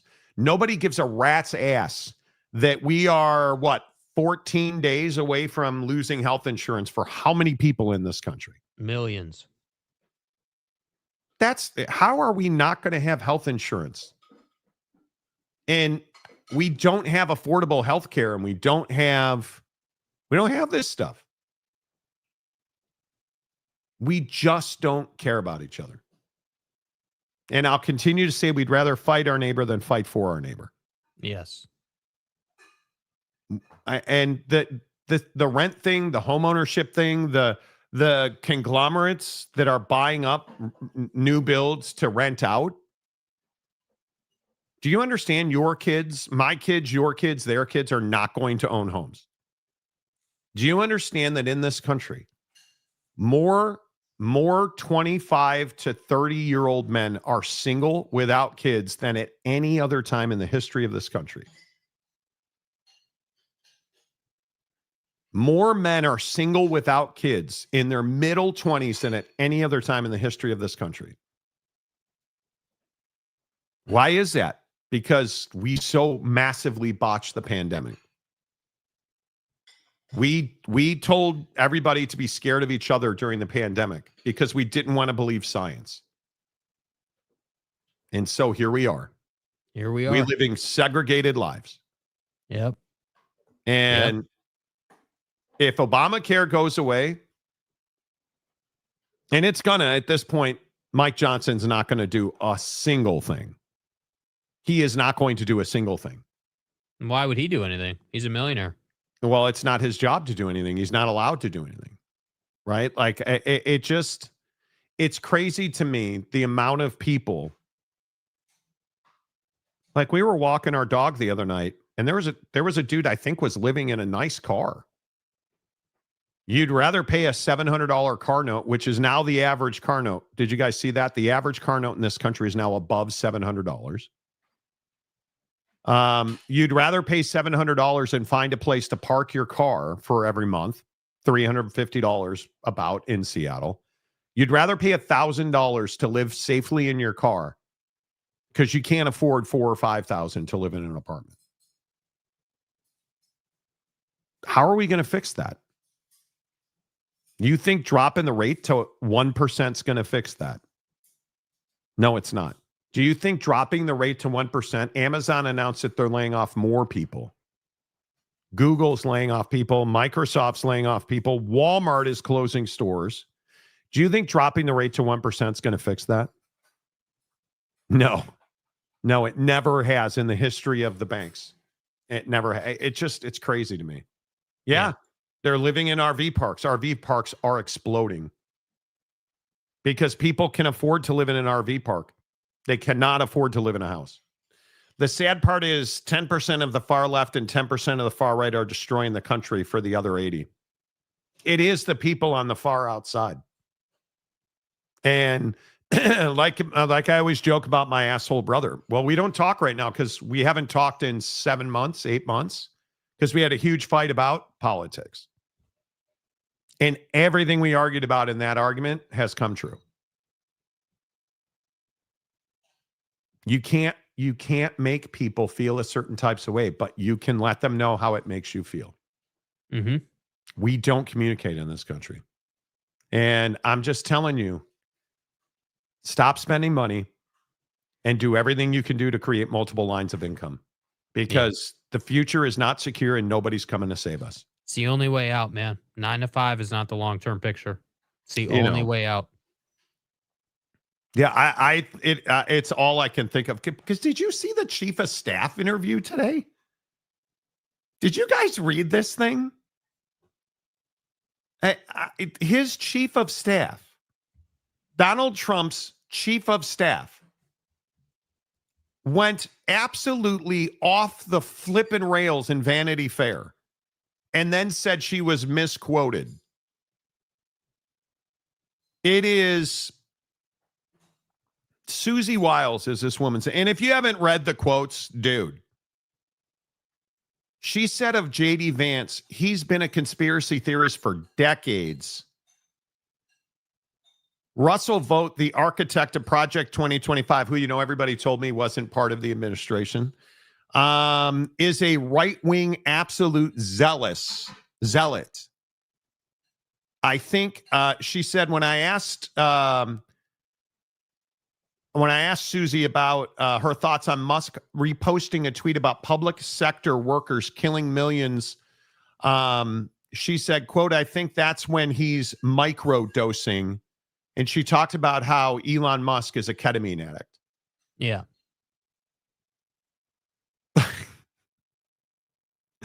She said so many decisions of great consequence are being made on a whim of the president. And as far as I can tell, the only force that can direct or channel them is that whim of Susie, former Republican chief said. In most White Houses, the chief of staff is first among a bunch of equals. She may be first with no equal.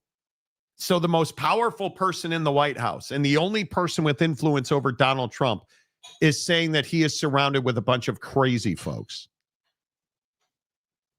And I am amazed by it.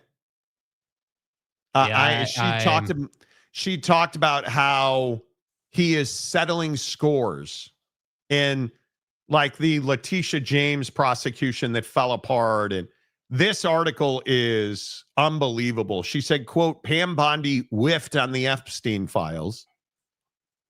Vance is a conspiracy theorist. Musk is a drug user. Trump has an alcoholic's personality. Like, what is going on at the White House? Is that not the craziest thing you have ever heard out of a president's chief of staff? Yeah, it is. But are we really surprised? This is Donald Trump, man. Like, yeah, I think 2026 is critical. You guys got to get out and vote. You got to get out and vote. And I hope y'all register as independents. Yeah. I really do, because everybody always says, you're a goddamn liberal, Monty. I was registered as a Republican for most of my life. And I'm a registered independent now. And proudly so. And, well, it's not even that. Did you guys see that Howard Stern got extended for 3 years today? Oh, he got canceled, Monty. Well, what about Jimmy Kimmel? Nah, he's done. Yeah, 2-year contract extension. Howard's done, liberal. 3-year contract extension.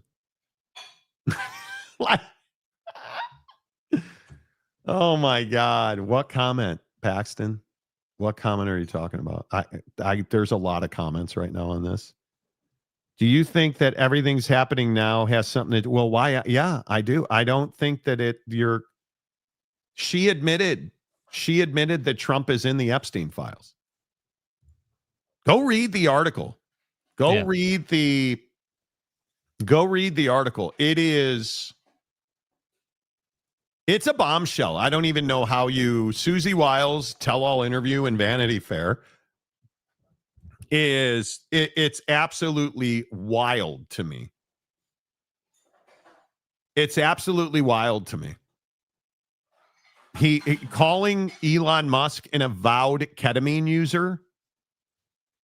Yeah. I mean, I think that's been a pretty well-known thing for a while. Yeah, but the chief of staff of the United States president is now saying, oh, he's an avowed ketamine user. What bizarro land do we live in? That the chief of staff of the president of the United States is outing and confirming reports that Elon Musk is a drug addict. Yeah. It's bizarro land, bro. It's crazy.